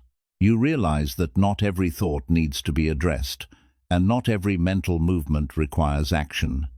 You start giving your mind the space it needs to settle, rather than constantly interfering with it. Another important part of this process is letting go of the need for a perfect mental state. Many people believe that peace means having a completely quiet mind, free from negative thoughts or distractions. But this expectation creates pressure because the mind is naturally active. When you expect it to be completely still, you become frustrated every time it is not. This frustration becomes another form of resistance, which keeps the mind unsettled. True peace is not the absence of thoughts, it is the absence of struggle with thoughts. It is the ability to remain calm even when the mind is active. It is the understanding that thoughts do not have to control your experience unless you let them. When you stop trying to achieve a perfect mental state, you remove a huge burden from yourself, and your mind begins to relax. Letting go of the fight also means accepting your mental patterns without judgment. You may notice that your mind tends to worry, overthink, or create negative scenarios. Instead of criticizing yourself for these patterns, you begin to observe them with understanding. You see them as habits that have developed over time, not as flaws that define you. This acceptance reduces internal conflict and allows change to happen naturally. As you continue this practice, you begin to experience moments of calm that feel effortless. These moments are not created by force. They arise naturally when the mind is not being disturbed by resistance. You feel a sense of ease, a quiet stability that remains even when thoughts are present. This is a different kind of calm, one that does not depend on controlling your mind, but on understanding it. You also begin to notice that your reactions become softer. Situations that once triggered strong responses no longer affect you in the same way. You are not as easily pulled into overthinking or emotional reactions because you are not fighting your thoughts anymore. You allow them to pass, and you remain steady. This creates a sense of inner strength that is based on stability rather than control. In daily life, this approach becomes very practical. When you face a challenge, you still think about it, but you do not overthink it. When a negative thought appears, you notice it, but you do not engage with it. When you feel stress, you acknowledge it, but you do not resist it. This creates a more balanced way of living, where you are aware of your mind without being controlled by it. Over time, the constant tension you once felt begins to fade.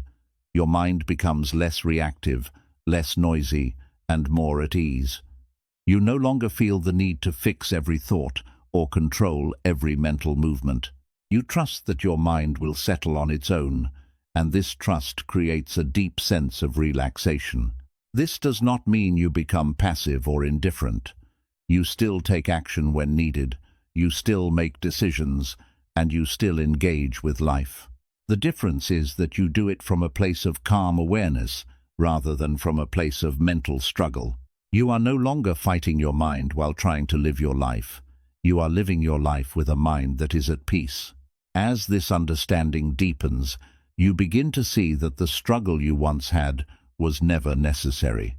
You were trying to control something that did not need to be controlled. You were creating resistance where there could have been acceptance, and that resistance was the source of your suffering. When you let go of that struggle, everything changes. Your mind becomes lighter, your thoughts become less overwhelming, and your experience of life becomes more direct. You are no longer trapped in a constant battle. You are free to simply be present. In the end, Peace is not something you achieve by winning against your mind. It is something you discover when you stop fighting it. It is always there, beneath the noise, beneath the thoughts, beneath the struggle. The moment you allow your mind to be as it is, without resistance, without control, without judgment, that peace begins to reveal itself.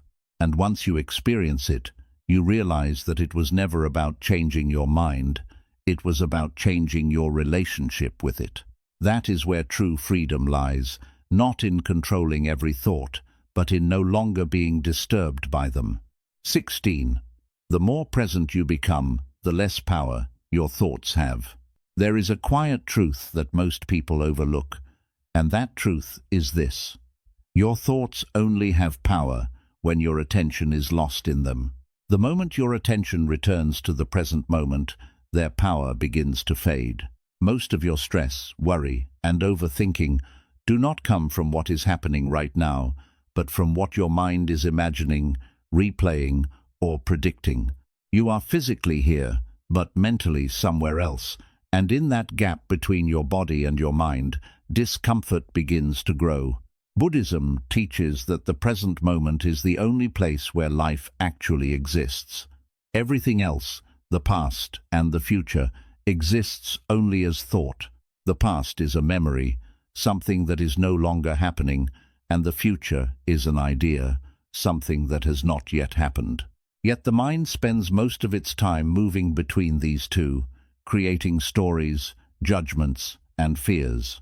Because of this, you often feel disconnected from the simplicity of what is actually happening in front of you. When you are not present, your thoughts take control of your experience. They shape how you feel, how you see situations, and how you respond to life. A small issue becomes a big problem because your mind keeps returning to it. A simple moment becomes stressful because your thoughts are somewhere else. You are not reacting to reality. You are reacting to your interpretation of reality, and that interpretation is often influenced by fear, habit, or past experience. The shift begins when you bring your attention back to the present moment. This does not require anything complicated. It simply means noticing what is happening right now without adding extra thinking to it. You become aware of your breath, the feeling of your body, the sounds around you, or the task you are doing. This awareness anchors you in reality, and when you are anchored, your thoughts lose their ability to pull you away. At first, you may notice how quickly the mind tries to wander. You bring your attention to the present, and within moments, a thought appears and takes you somewhere else. This is natural. The mind has been trained for a long time to move constantly, so it does not settle immediately. But each time you notice this and gently bring your attention back, you are strengthening your ability to stay present. This is not about forcing the mind to be still. It is about guiding your attention with awareness. As you continue this practice, you begin to experience moments where your mind becomes quieter without effort. You are not trying to stop your thoughts, but they begin to slow down because your attention is no longer feeding them. You are fully engaged in the present moment, and in that engagement there is less space for unnecessary thinking. This creates a sense of calm that feels natural and stable. Another important aspect of presence is that it changes how you experience challenges. When you are lost in thought, problems often feel overwhelming because your mind adds layers of fear and uncertainty. But when you are present, you deal with situations as they are without adding extra mental weight. You focus on what needs to be done in the moment rather than thinking about everything that could go wrong. This makes problems feel more manageable and reduces the stress associated with them. Presence also helps you break the habit of overthinking. Overthinking requires your attention to stay in your thoughts. It needs you to keep analyzing, imagining, and repeating ideas. But when your attention is in the present moment, overthinking cannot continue in the same way. It loses its fuel. You may still have thoughts, but they do not turn into long chains of thinking. They appear and pass without creating disturbance. You also begin to notice that many of your worries are not relevant to the present moment.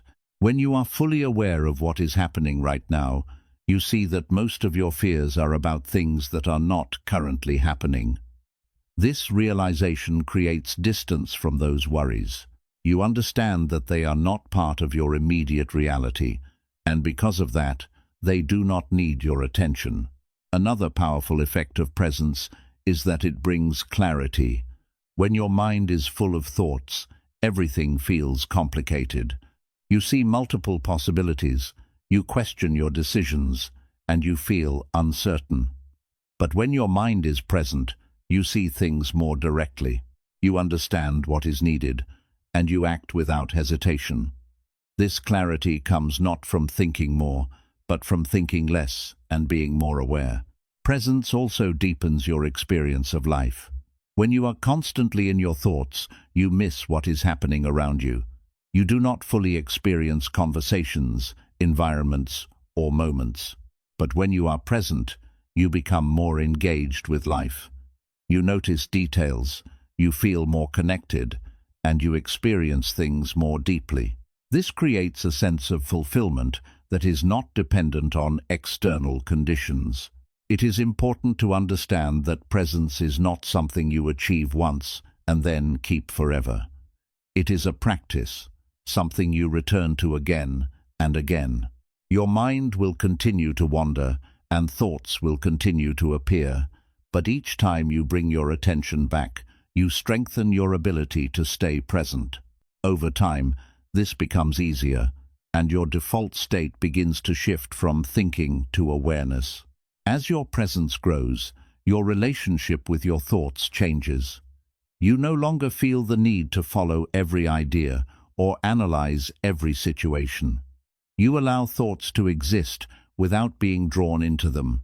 This creates a sense of space in your mind, where thoughts are present but not dominant. You are aware of them, but you are not controlled by them. This space is where peace begins to grow. It is not a forced calm, but a natural state that arises when your attention is grounded in the present moment. You feel less pressure, less confusion, and less emotional disturbance. You are not constantly reacting to your thoughts, and because of that, your mind becomes more stable. Over time, this stability becomes part of your daily life. You carry a sense of presence with you, even when you are busy or dealing with challenges. You do not lose yourself in your thoughts as easily, and when you do, you return more quickly. This creates a consistent sense of calm that supports you in all situations. In the end, the more present you become, the less power your thoughts have over you. They may still appear, but they do not control your experience. You are no longer living inside your mind, you are living in reality. And in that reality, you find a sense of peace that is simple, steady, and always available. This is the deeper wisdom that Buddhism points toward.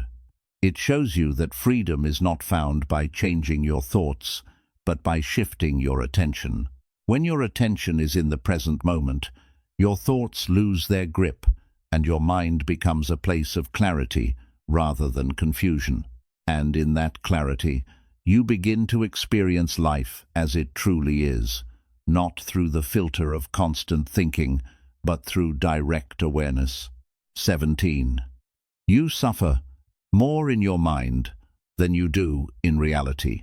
There is a powerful truth that most people do not fully see, even though they experience it every single day. And that truth is this: you suffer far more in your mind than you ever do in actual reality.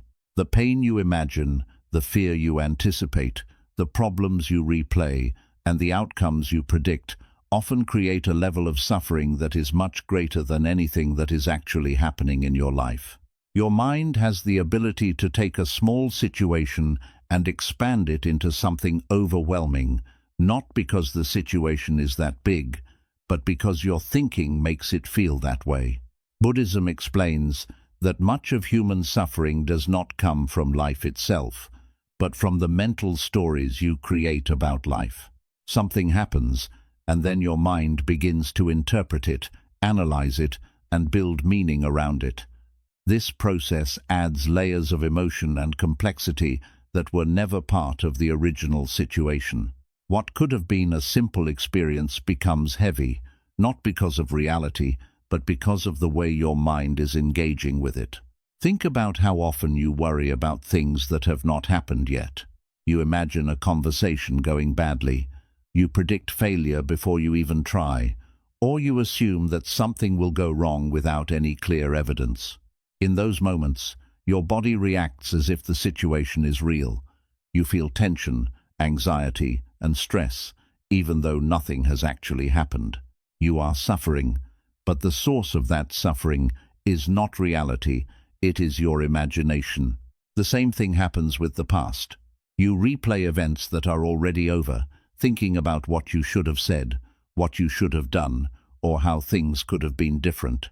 You relive the emotion again and again, even though the situation is no longer present. In reality, the event may have lasted a few minutes, but in your mind, it continues for hours, days, or even longer. This is how the mind extends suffering beyond its natural duration. One of the reasons this happens is because the mind is trying to protect you. It wants to prepare you for possible problems, avoid mistakes, and keep you safe. But in doing so, it often creates unnecessary fear. It treats imagined situations as if they are real threats, and this creates a constant state of tension. Instead of helping you, this process drains your energy and keeps you stuck in worry. When you begin to see this clearly, something starts to shift. You realize that not every thought deserves your attention, and not every worry deserves your belief. You begin to question whether what you are experiencing is actually happening, or if it is something your mind is creating. This simple awareness creates distance, and in that distance, your suffering begins to decrease. Another important realization is that reality is often much simpler than your mind makes it seem. In the present moment, most situations are manageable. You are breathing, you are alive, and you are capable of handling what is in front of you. But when your mind starts projecting into the future or replaying the past, it creates complexity that is not actually there. It turns simple moments into problems and manageable situations into overwhelming ones. This is why returning to the present moment is so powerful. When you bring your attention back to what is happening right now, you step out of the imagined suffering created by your thoughts. You see that, in this moment, there is often nothing to fear. The problems you were thinking about are not actually present, and the weight you were feeling begins to lift. It is also important to understand that the mind tends to focus more on negative possibilities than positive ones. This is a natural tendency, but it can create a distorted view of reality. You may spend a lot of time thinking about what could go wrong, while ignoring what could go right. This imbalance creates unnecessary fear, because you are constantly preparing for the worst without considering other possibilities. When you become aware of this pattern, you begin to see your thoughts more clearly. You recognize that your mind is not always objective, and that it often exaggerates situations. This understanding helps you take your thoughts less seriously. You stop reacting to every idea as if it is important, and you start choosing which thoughts deserve your attention. This shift also changes the way you respond to challenges. Instead of being overwhelmed by your thoughts, you focus on what is actually happening. You deal with the situation directly, without adding extra layers of worry or fear. This makes problems feel smaller and more manageable, because you are not carrying the weight of imagined outcomes. Over time, you begin to notice that many of the things you worried about never actually happened. The conversations you feared did not go as badly as you imagined. The problems you anticipated did not occur, and the outcomes you predicted were not as negative as you expected. This realization helps you trust that your mind is not always accurate, and that you do not need to believe every thought it produces. Another important part of this process is learning to let go of unnecessary mental repetition. When something happens, you experience it once in reality, but then your mind repeats it multiple times. Each repetition adds more emotion, more meaning, and more suffering. By becoming aware of this pattern, you can choose to stop repeating the experience in your mind. You allow it to pass instead of holding on to it. This does not mean you ignore your problems or avoid dealing with them. It means you deal with them directly, without adding extra mental suffering. You respond to what is real, rather than reacting to what is imagined. This creates a sense of clarity and calm that allows you to handle situations more effectively. As you continue this practice, your mind becomes less reactive. You are not easily pulled into cycles of worry or overthinking. You notice your thoughts, but you do not follow them automatically. This creates a sense of inner stability, where your peace is not constantly being disturbed by mental activity. You also begin to experience more moments of ease. Without constant mental interference, life feels simpler. You are not carrying the weight of imagined problems, and you are not trapped in repetitive thinking. You are present, aware, and able to experience life as it is, without unnecessary distortion. In the end, the realization that you suffer more in your mind than in reality is not meant to dismiss your struggles, but to empower you. It shows you that much of your suffering is not fixed. It is created by the way you think, and if it is created, it can also be reduced. When you stop believing every thought, when you stop engaging with every worry, and when you return to the present moment, you begin to free yourself from unnecessary suffering. You still experience life, with its challenges and difficulties, but you no longer multiply those challenges in your mind. This is the deeper wisdom that Buddhism offers. It teaches you to see the difference between reality and the stories you create about reality. When you understand this difference, you gain the ability to choose how you respond, and in that choice, you find a path to peace that is not dependent on external conditions, but on your awareness. Because the moment you see clearly that your mind is creating more suffering than reality, is the moment you begin to step out of that suffering and into a life that feels lighter, calmer, and more real. 18. You don't need to believe every feeling your thoughts create.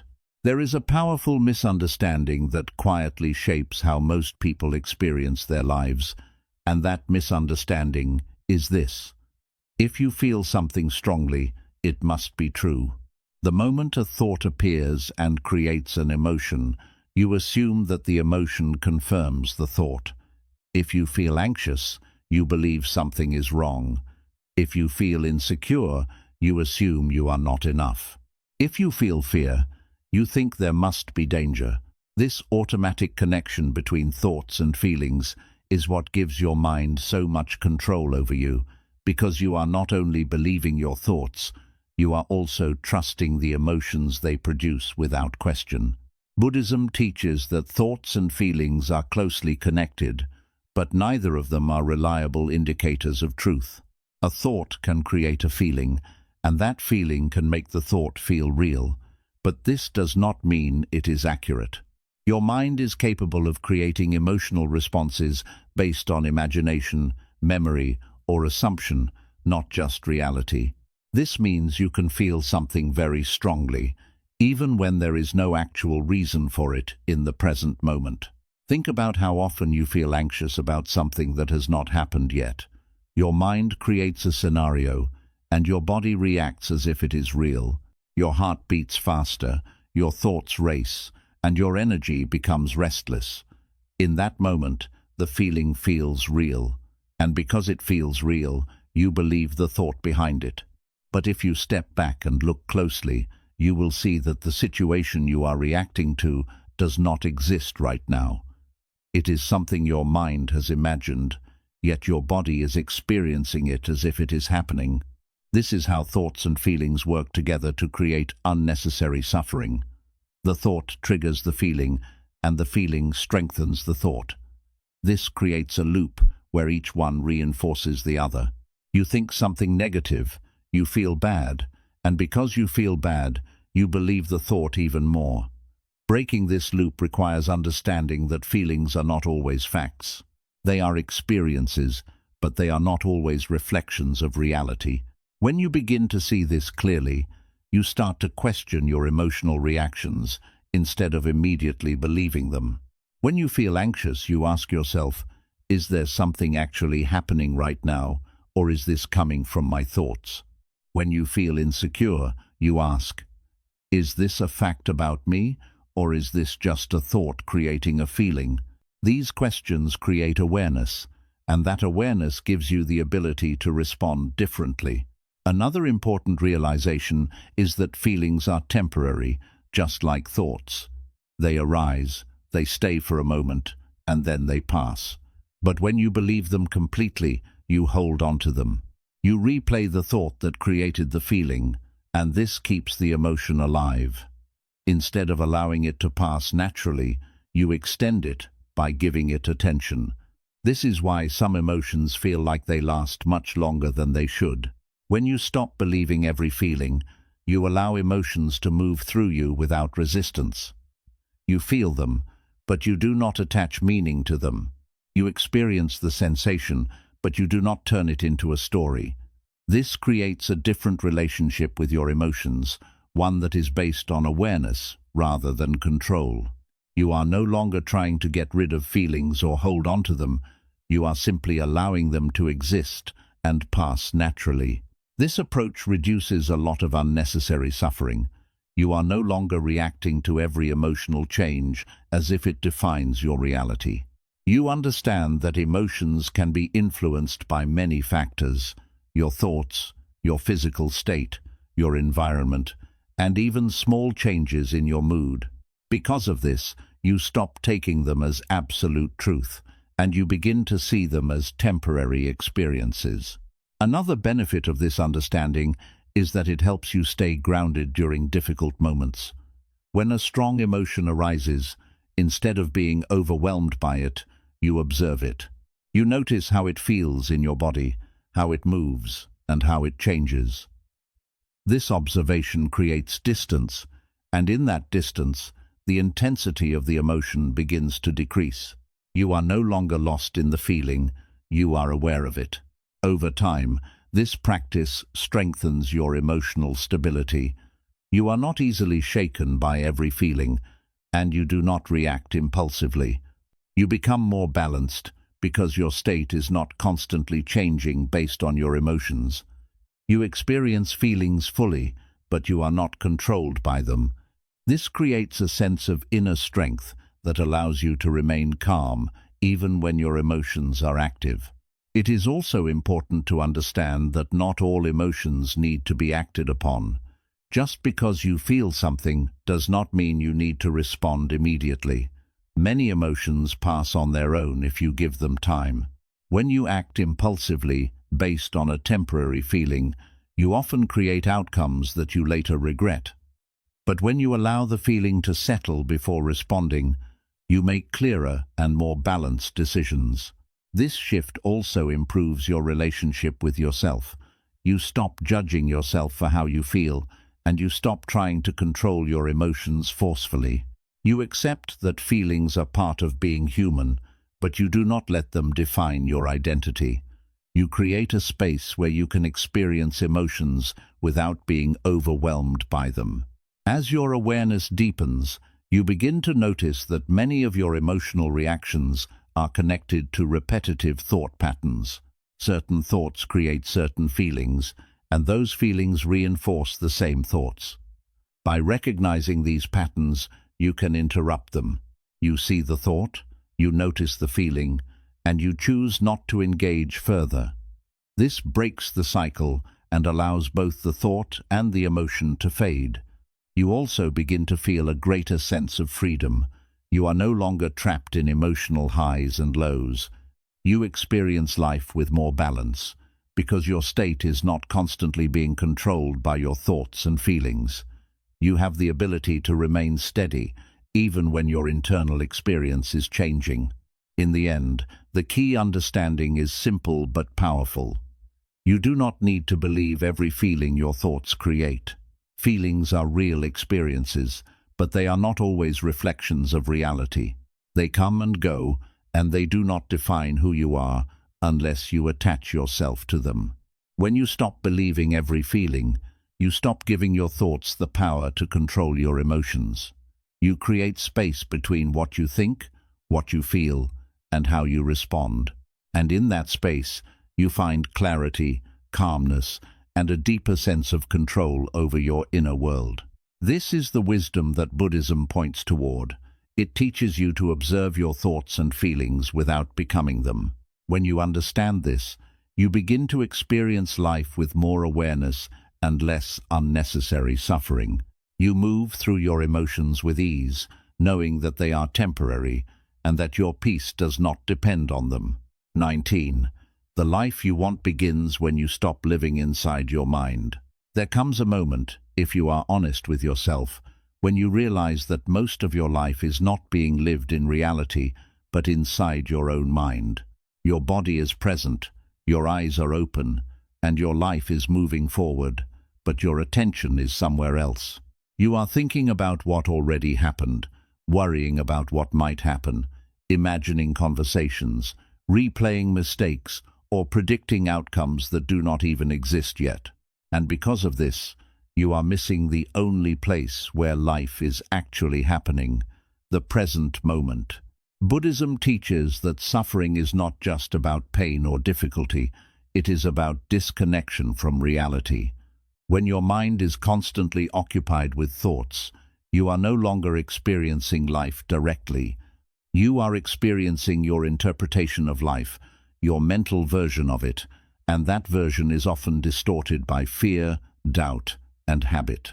This is why, even when nothing is wrong in your external life, you can still feel restless, anxious, or dissatisfied. It is not because of what is happening around you, but because of what is happening inside your mind. Living inside your mind creates a constant sense of pressure. There is always something to think about, something to solve, something to worry about, or something to fix. Even in moments where you could be at peace, your mind creates activity. You cannot simply sit and be, because your thoughts keep pulling you away. This constant mental engagement becomes exhausting, not because life is too heavy, but because your mind never gives you a break. The problem is not that thinking exists. Thinking is a natural part of being human. The problem is when thinking becomes your main way of living.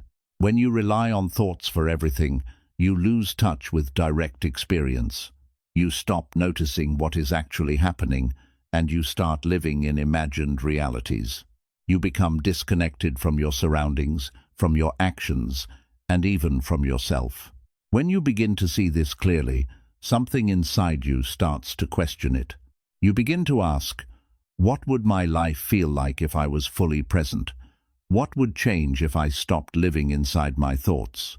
These questions open the door to a different way of experiencing life, one that is not controlled by constant mental activity. The shift begins when you start bringing your attention back to reality. Instead of being lost in thought, you focus on what is happening right now. You notice your surroundings, your breathing, your movements, and your actions. This may seem simple, but it is powerful, because it reconnects you with the present moment. It brings you out of your mind and back into your life. At first, you may notice how strong the pull of your thoughts is. You try to stay present, but your mind keeps taking you away. This is normal. The mind has been trained for a long time to operate this way, so it does not change instantly. But each time you notice this and return your attention to the present, you weaken the habit of living inside your mind. As you continue this practice, you begin to experience moments where your mind becomes quieter. You are not forcing it to be quiet. It simply settles because your attention is no longer feeding it. In these moments, you feel a sense of calm that is different from anything you experience through thinking. It is not based on solving problems or achieving something. It is simply a natural state that arises when your mind is not constantly active. Another important change that happens is that you begin to experience life more directly. Instead of thinking about what you are doing, you are fully engaged in it. When you are talking to someone, you listen more deeply. When you are working, you focus more clearly. When you are resting, you actually feel the rest. This direct experience creates a sense of fulfillment that thinking cannot provide. You also begin to notice that many of your worries lose their importance when you are present. Thoughts about the future do not feel as urgent, and thoughts about the past do not feel as heavy. This is because they are not part of your immediate reality. When you are grounded in the present, you see clearly that most of your mental concerns are not relevant right now. This reduces stress and allows you to focus on what actually matters. Living outside your mind also changes how you deal with problems. Instead of overthinking, you respond to situations as they arise. You take action when needed, and you let go when action is not required. This creates a sense of flow, where you are not constantly resisting or trying to control everything. You move with life instead of against it, and this movement feels natural and effortless. Another powerful effect of this shift is that you begin to trust yourself more. When you are constantly in your mind, you second-guess your decisions and question your actions. But when you are present, you act with clarity. You respond based on what is happening, rather than what your mind is imagining. This creates confidence, because you are no longer relying on endless thinking to guide you. You also start to experience a deeper connection with yourself.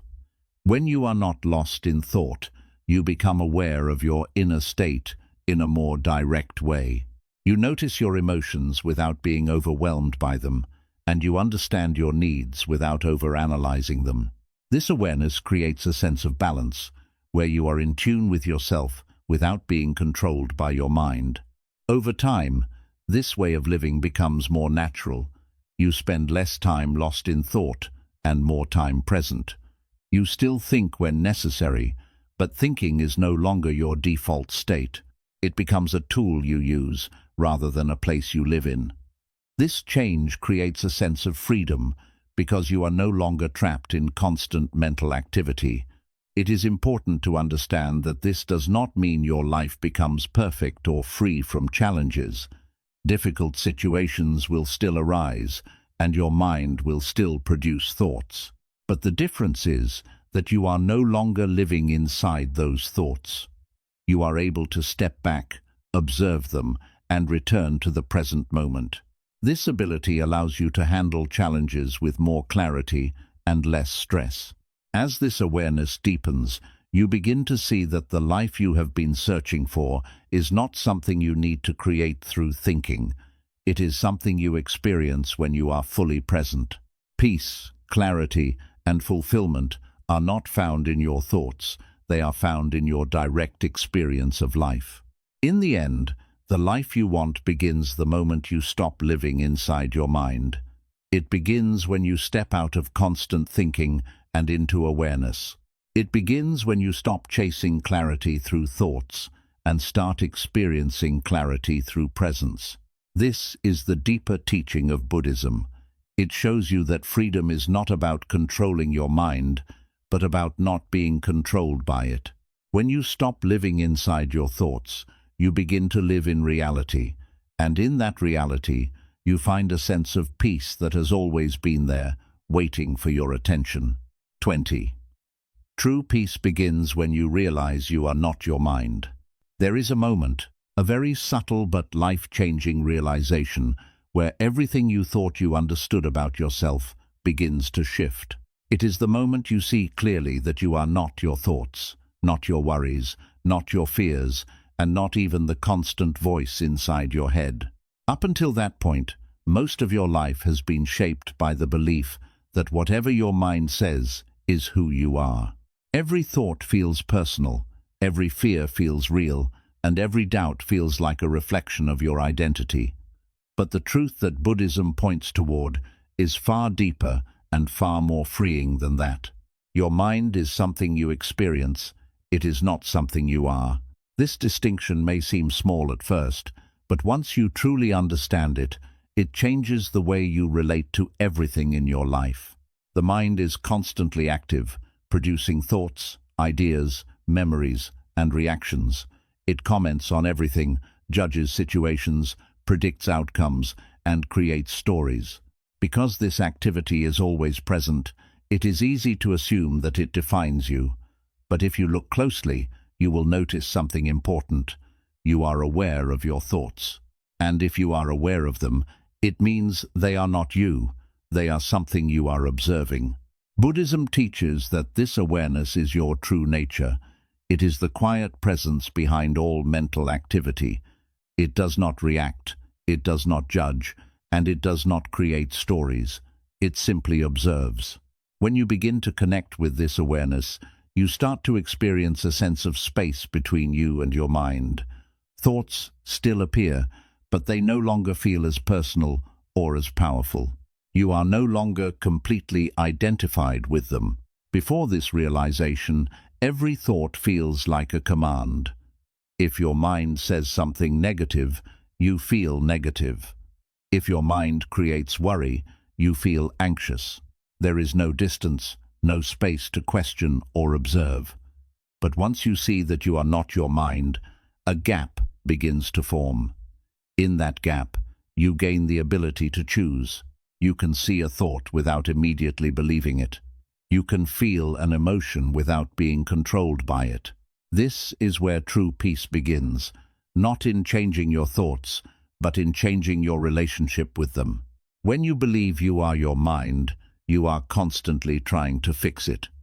You want better thoughts, more positive thinking, less worry, and more control. This creates a continuous struggle, because the mind is always changing.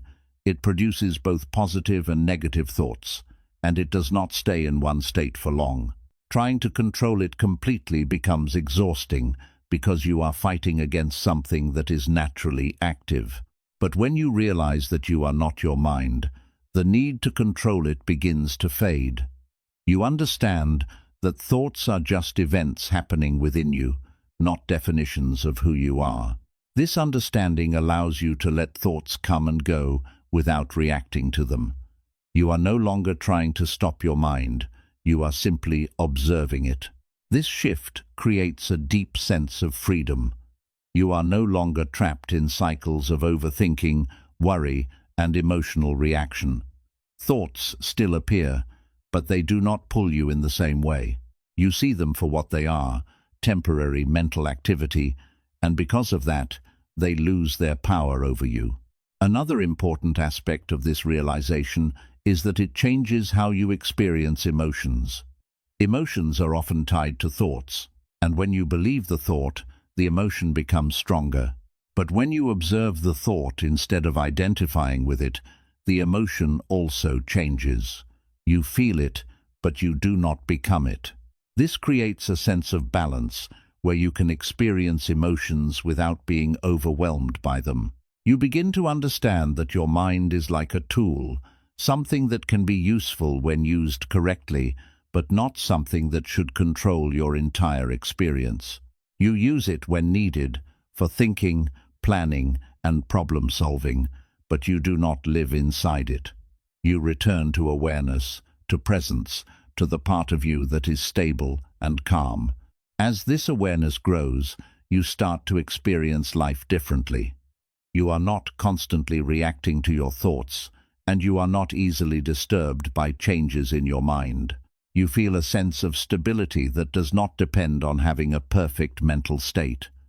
Even when your mind becomes active, you remain calm, because you know that the activity does not define you. This realization also brings a sense of simplicity. Life no longer feels as complicated because you are not adding layers of thinking to everything. You see situations more clearly, you respond more directly, and you experience moments without constantly analyzing them. This simplicity creates a sense of ease, where you are not carrying unnecessary mental weight. It is important to understand that this is not something you achieve once and then keep forever. It is something you return to again and again. Your mind will continue to produce thoughts, and at times you may get caught in them. But the difference is that you now have the awareness to step back. You recognize when you are lost in thought, and you gently return to the present moment. With practice, this becomes more natural. You spend less time identified with your thoughts and more time in awareness. You begin to trust this awareness because it feels stable and peaceful. It does not change with every thought or emotion, and it provides a sense of grounding that supports you in all situations. Over time, this awareness becomes your primary way of experiencing life. Thoughts still exist, but they are no longer the center of your experience. You are no longer defined by what your mind is doing at any given moment. Instead, you are connected to a deeper sense of self, one that is calm, clear, and unaffected by temporary mental activity. This is what Buddhism refers to as liberation. It is not about escaping the mind, but about seeing through it. It is about understanding that you are not limited to your thoughts, and that your true nature is something much deeper and more stable. In this state, peace is no longer something you have to chase. It is something that naturally arises when you are not identified with your mind. You are no longer creating unnecessary suffering through constant thinking, and you are no longer reacting to every mental movement. You are simply present, aware, and at ease. In the end, the greatest freedom you can experience is the realization that you are not your mind. You are the one who is aware of it. And once you truly see this, everything begins to change. Your thoughts lose their control, your emotions become more balanced, and your life becomes more peaceful. This is the deeper truth that Buddhism points toward. Not a life without thoughts, but a life where thoughts no longer define you. And in that understanding, you discover a peace that is steady, quiet, and always within you. 21.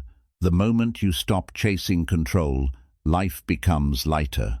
There is a quiet burden that most people carry without realizing it, and that burden is the constant need to control everything. You try to control your thoughts, your emotions, your future, how people see you, how situations unfold, and how life should go according to your expectations. At first, this may feel like responsibility or strength, but over time, it becomes pressure. A pressure that never fully leaves, because no matter how much you try, life never becomes completely controllable.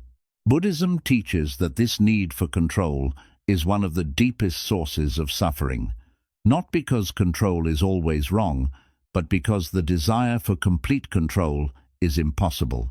Life is always changing, always uncertain, and always moving in ways that you cannot fully predict. When your mind tries to hold on to certainty in an uncertain world, it creates tension. That tension turns into worry, overthinking, and stress, because you are constantly trying to manage something that is naturally unpredictable. Think about how often your mind tries to plan every detail of the future. You imagine outcomes, prepare for conversations, and try to figure out how everything will go. But even after all that thinking, there is still uncertainty. And because that uncertainty remains, your mind keeps working, trying to close the gap between what you want to know and what you cannot know. This is where overthinking begins, not because you need more answers, but because you cannot accept not having them. This constant need to control also shows up in your emotions. When you feel something uncomfortable, your mind immediately tries to change it. You do not want to feel anxious, so you try to stop the feeling. You do not want to feel sad, so you try to replace it with something positive. You are constantly adjusting your inner state, trying to keep it within a certain range.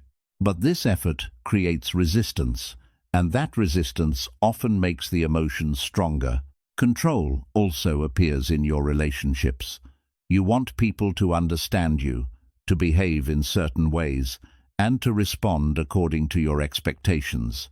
When they do not, your mind reacts with frustration or disappointment.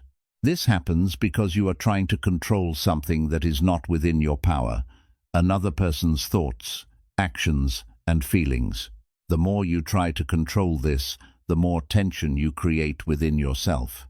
When you begin to see this pattern clearly, something starts to shift. You realize that much of your stress is not coming from life itself, but from your attempt to control it. This realization does not mean you stop taking action or stop caring about your life.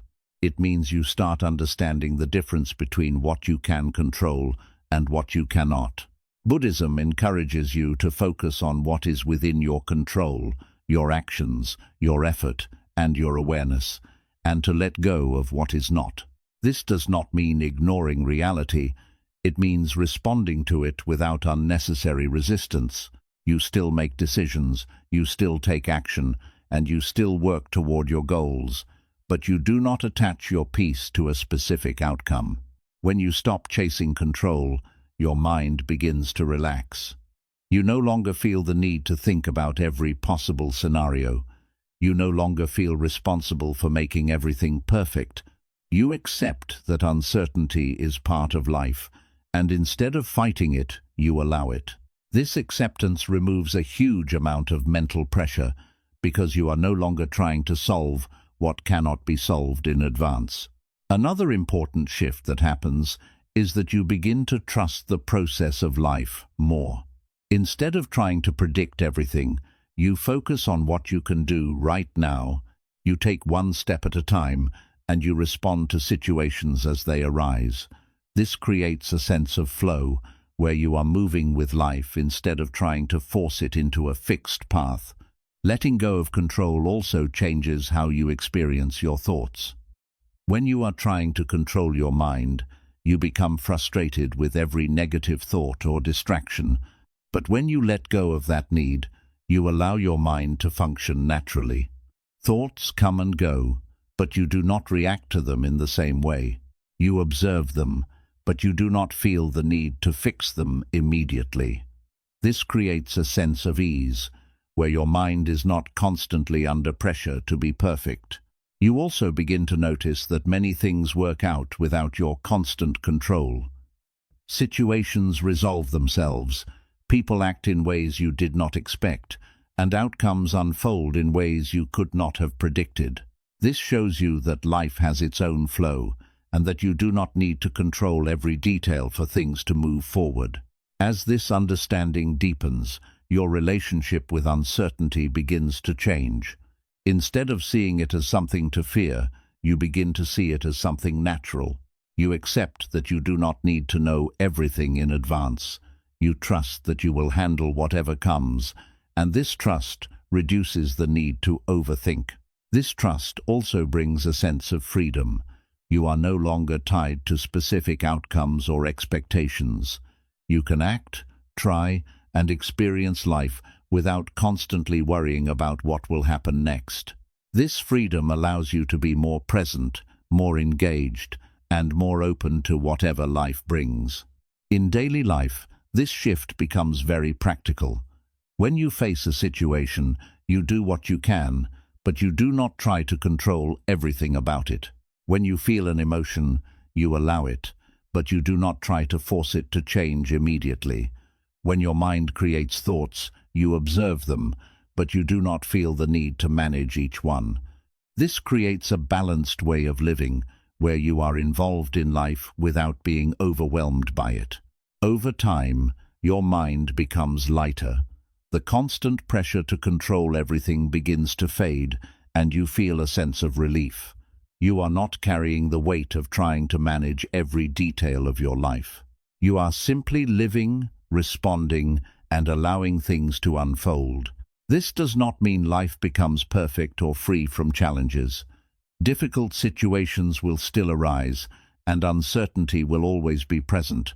But the difference is that you are no longer resisting these things. You are no longer creating additional stress by trying to control them. You are able to face them with a calm and steady mind. In the end, the moment you stop chasing control is the moment life becomes lighter. You realize that you do not need to have everything figured out. You do not need to control every outcome. You only need to be present, aware, and willing to respond to what is in front of you. This is the deeper wisdom of Buddhism. It teaches that peace is not found in controlling life, but in understanding it. When you let go of the need for control, you create space for acceptance, clarity, and calmness.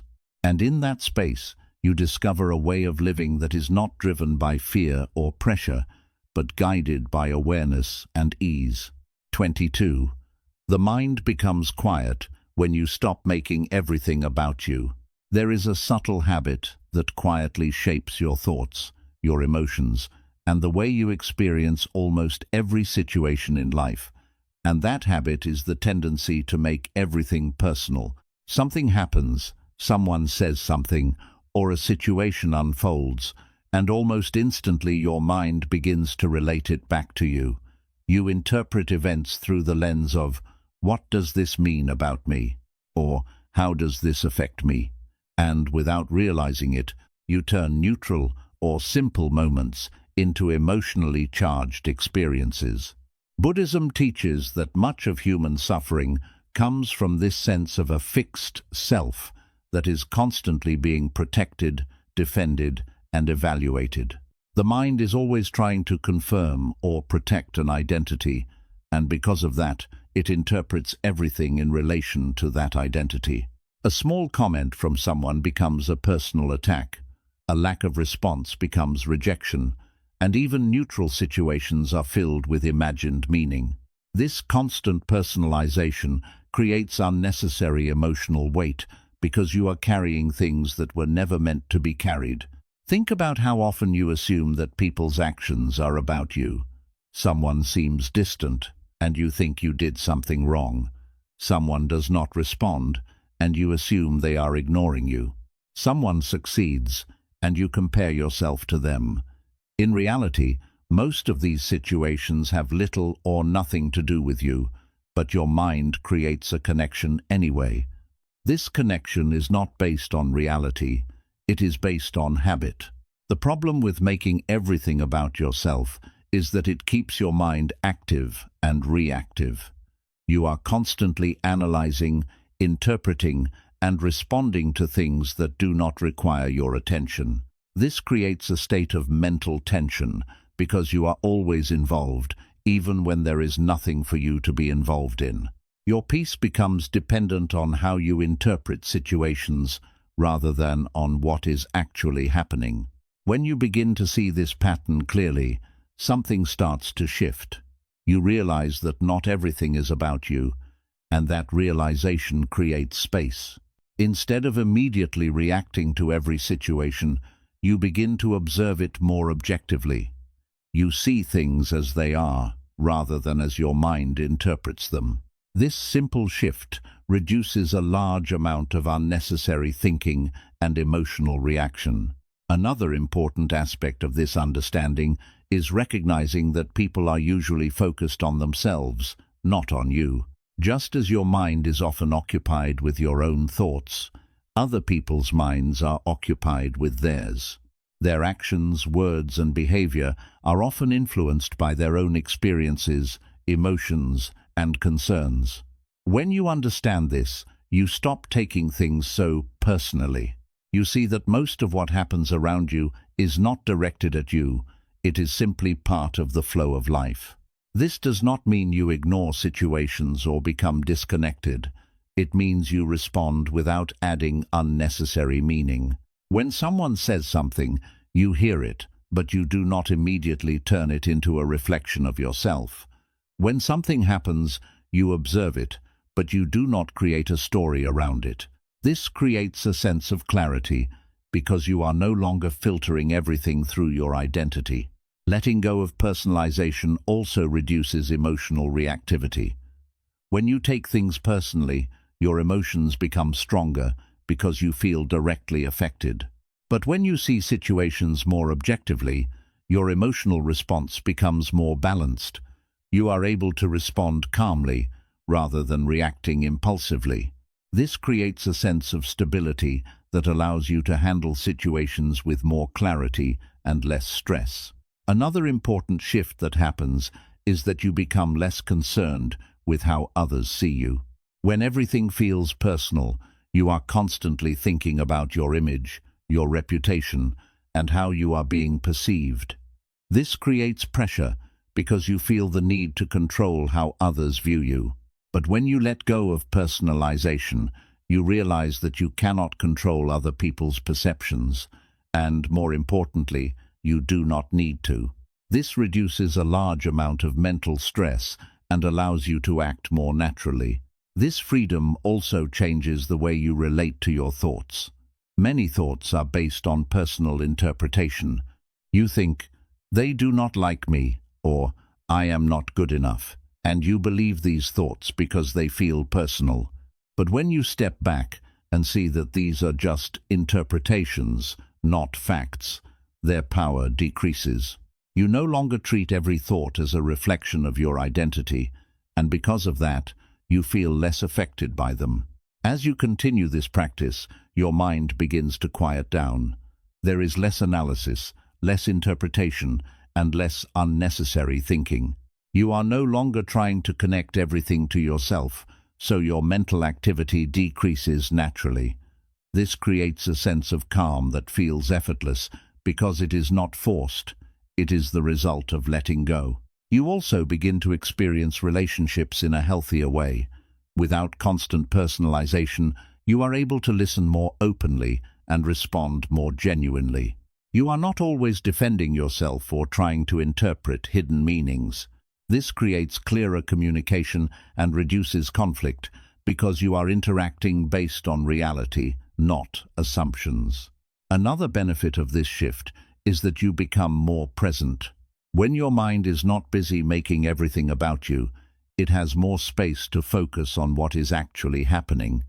You notice details, you engage more deeply, and you experience moments more fully. This presence brings a sense of fulfillment that is not dependent on external conditions. Over time, you begin to see that much of your previous stress was not caused by life itself, but by the way you were interpreting it. By making everything personal, you were adding layers of meaning that were not necessary. When you let go of this habit, life becomes simpler. You deal with situations as they are, without turning them into something more. It is important to understand that this does not mean you lose your sense of self completely. It means your sense of self becomes lighter and less rigid. You are not constantly protecting or defending it. You are simply present, responding to life, without needing everything to relate back to you. This creates a sense of ease, because you are no longer carrying the weight of constant self-reference. As this awareness deepens, you begin to experience a different kind of freedom. You are not easily disturbed by what others say or do. You are not constantly analyzing your own actions. You are not trapped in a cycle of self-centered thinking. Instead, you move through life with a sense of openness and calmness, where situations are experienced directly, without unnecessary interpretation. In the end, the mind becomes quiet not because you force it to be quiet, but because you stop feeding it with constant personalization. You stop making everything about you, and in doing so, you remove a major source of mental activity.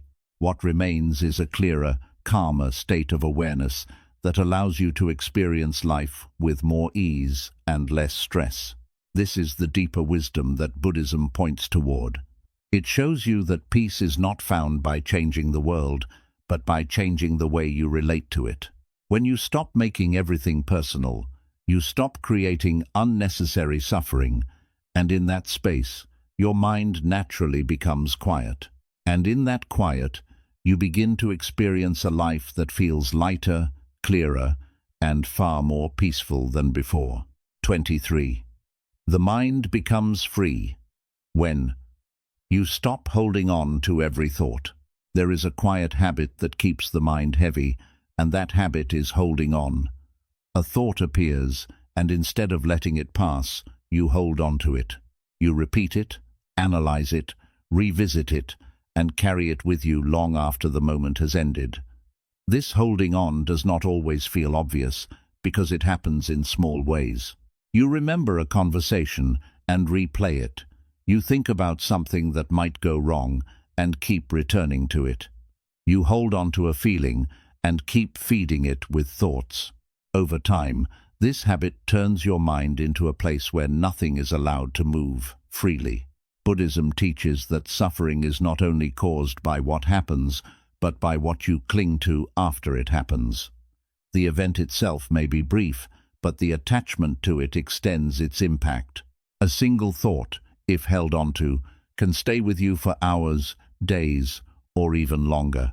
It is not the thought itself that creates the burden, it is the act of holding onto it. When you do not let thoughts pass naturally, they accumulate, and that accumulation creates mental weight. Think about how often your mind returns to the same ideas. You think about something once, and then again, and then again. Each time, the thought feels slightly different, but it is essentially the same pattern repeating itself. This repetition creates familiarity, and that familiarity makes the thought feel important. But in reality, it is not becoming more true. It is simply being reinforced. You are giving it life by holding onto it. The mind has a natural flow. Thoughts are meant to arise and pass, just like sounds or sensations. But when you interrupt this flow by holding onto thoughts, you create resistance. You stop the natural movement, and this creates tension. The more you hold on, the more tension builds. This tension is what you feel as stress, overthinking, and mental fatigue. Holding on often comes from a desire for control. You think that if you keep a thought in your mind, you will understand it better, solve it, or prevent something from going wrong. But most of the time, this does not happen. Instead, the thought becomes heavier and more complicated. You add layers of meaning, emotion, and interpretation, and the original thought loses its simplicity. Another reason you hold on to thoughts is because of emotional attachment. When a thought creates a strong feeling, you are more likely to keep returning to it.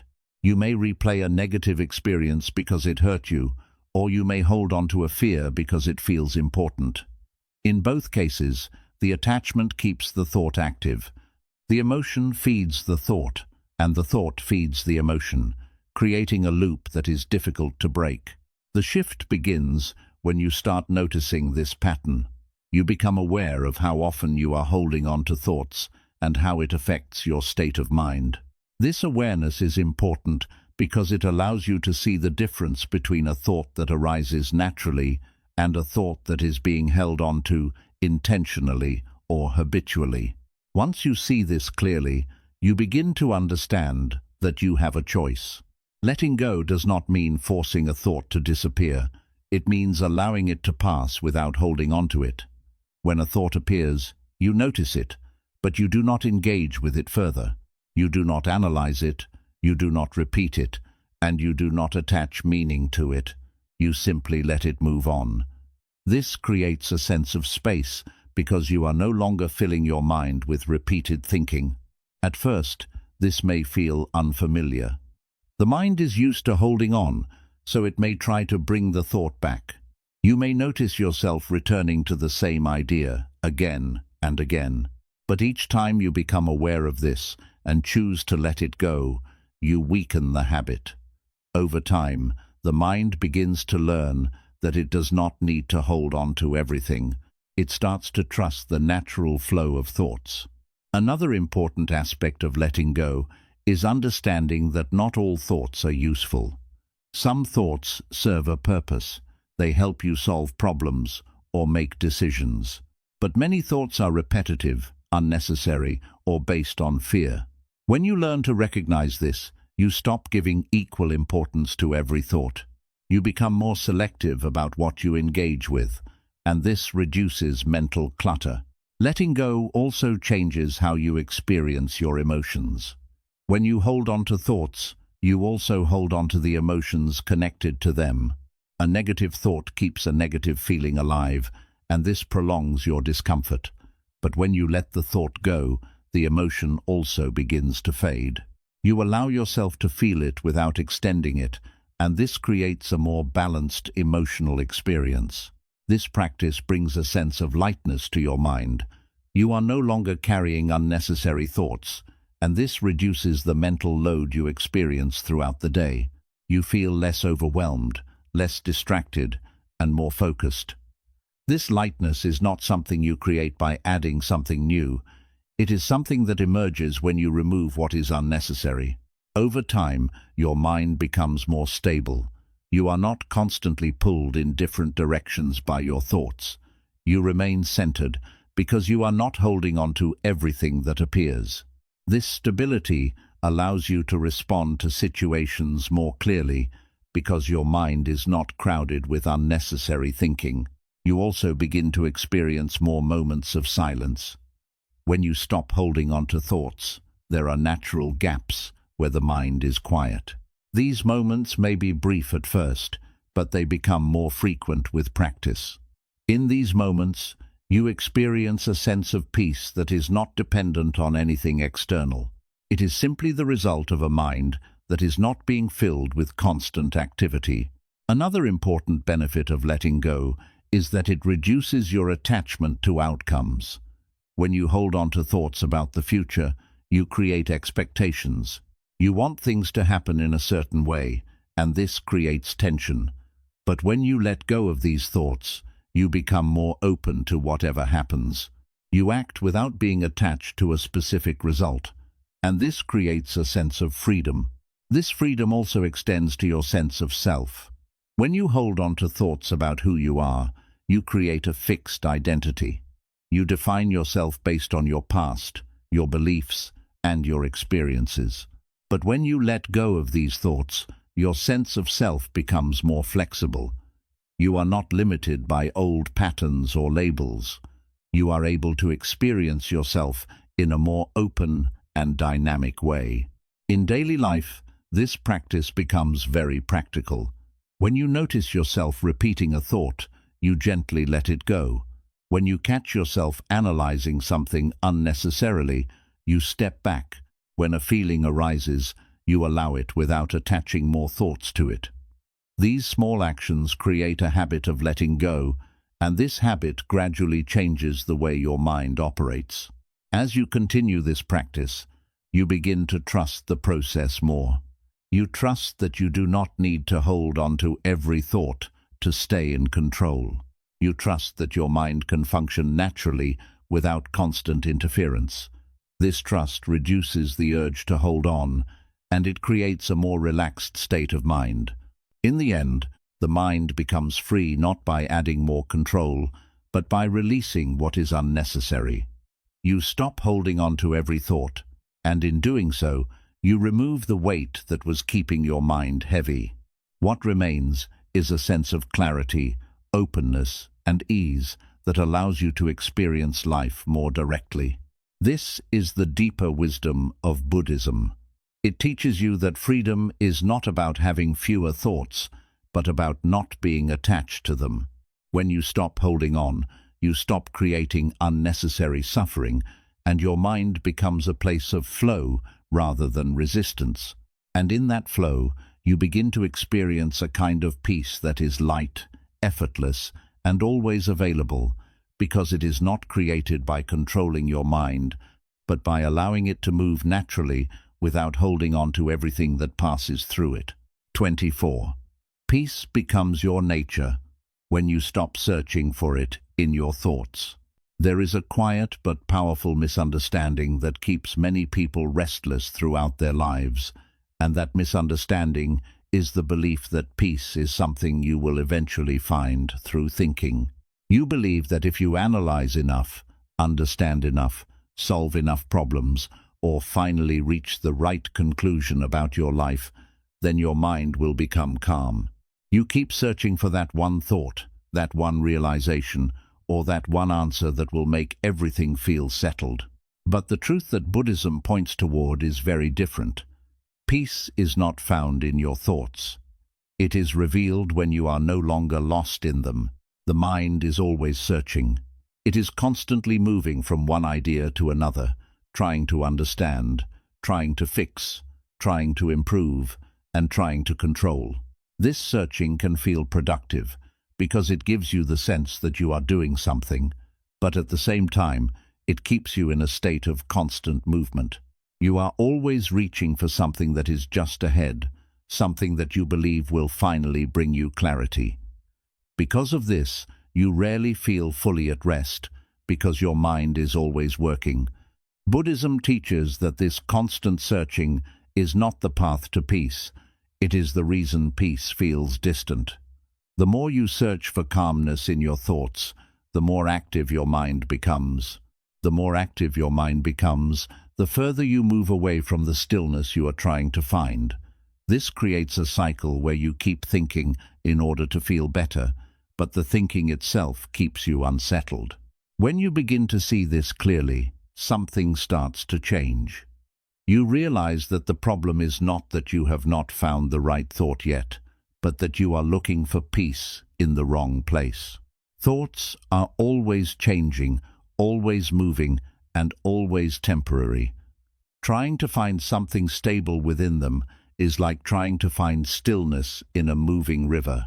It is not possible, because the nature of thoughts is to move. The shift begins when you stop trying to use your thoughts to reach peace, and instead begin to notice what is already here when your thoughts settle. You do not create peace, you uncover it. It is not something you achieve, it is something that is present when the mind is not constantly active. This realization removes a huge amount of pressure, because you no longer feel the need to solve everything in order to feel calm. At first, this may feel unfamiliar, because the mind is used to searching. When you stop engaging with that search, it may feel like you are doing nothing. But this nothing is actually where peace begins. It is the space where the mind is not trying to fix, not trying to control, and not trying to reach a conclusion. In this space, there is a natural sense of calm that does not depend on having the right answer. Another important aspect of this understanding is recognizing that thoughts are not the source of your peace or your disturbance. It is your relationship with them that creates your experience. When you are constantly chasing thoughts, trying to understand or change them, you create activity. When you allow thoughts to come and go without chasing them, the activity decreases, and what remains is a quieter mind. This does not mean you stop thinking altogether. Thinking is still useful when it is needed for practical purposes. The difference is that you are no longer using thinking as a way to find peace. You use your mind when necessary, but you do not depend on it for your sense of calm. This creates a balance where thinking serves you rather than controlling you. As you continue this practice, you begin to notice moments where your mind naturally becomes quiet. These moments may come when you are focused on something simple, when you are observing your surroundings, or when you are not engaged in active thinking. In these moments, there is a sense of ease, a quiet presence that feels stable and comfortable. This is the peace you have been searching for, not something created by thought, but something that appears when thought is not dominating your attention. You also begin to see that the mind often creates problems that do not need to be solved. It takes a simple situation and turns it into something complex through analysis and interpretation. When you stop searching for answers within these thoughts, you realize that many of them are unnecessary. They do not lead to clarity, they lead to more thinking.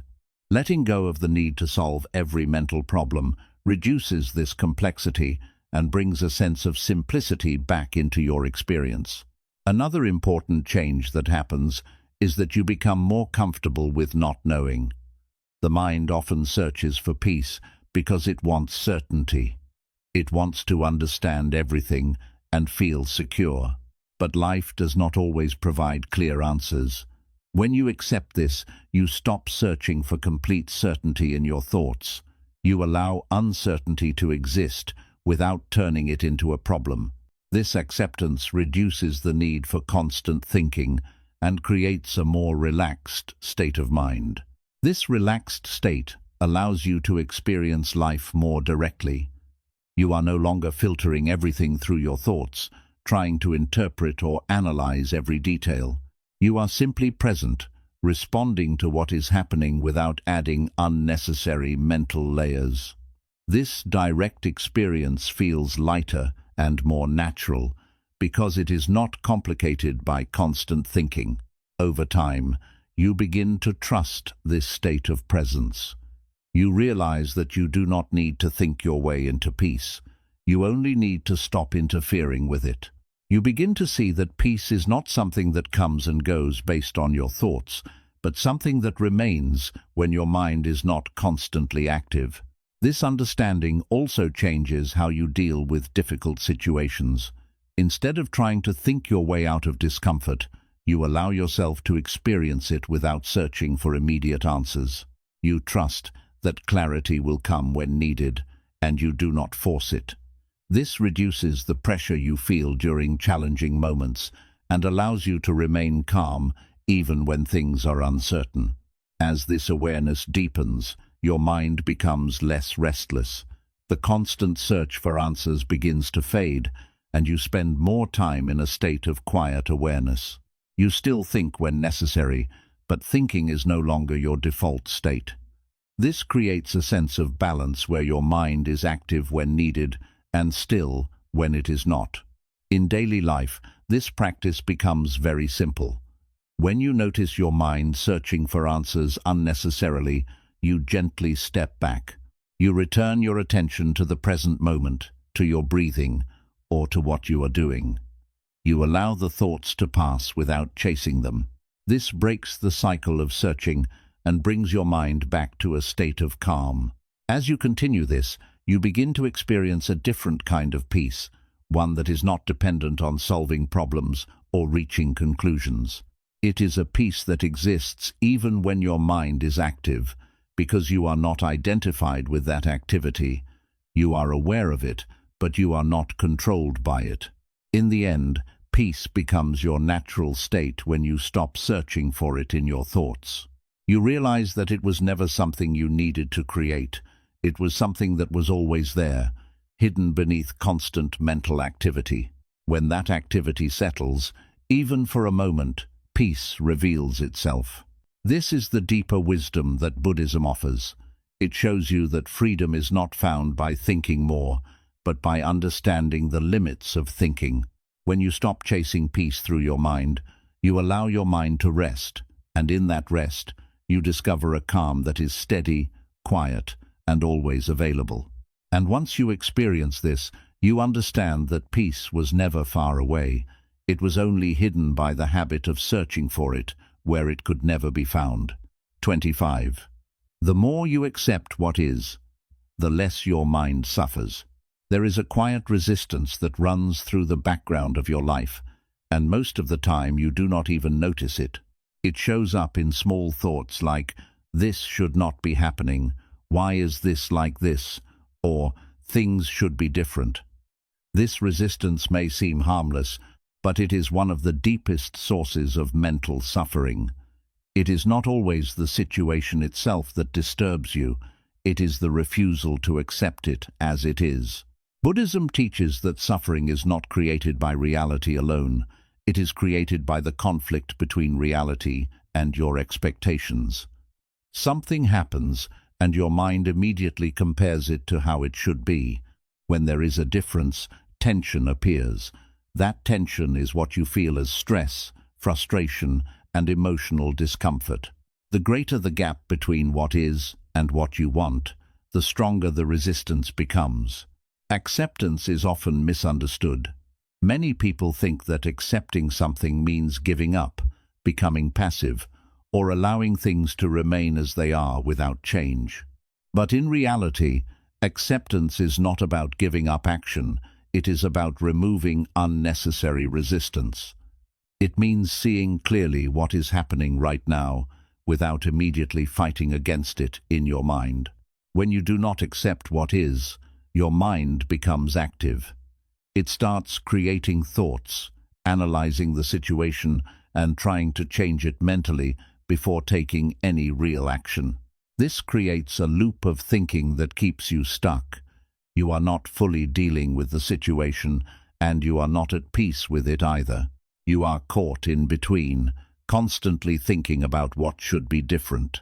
Think about a simple situation where something does not go as planned. Your first reaction may not be to deal with it calmly, but to resist it. You may feel frustrated, disappointed, or stressed. These emotions are not only coming from the situation, they are coming from your resistance to it. The situation is one thing, but your reaction adds another layer of difficulty. When you begin to accept what is, something changes immediately.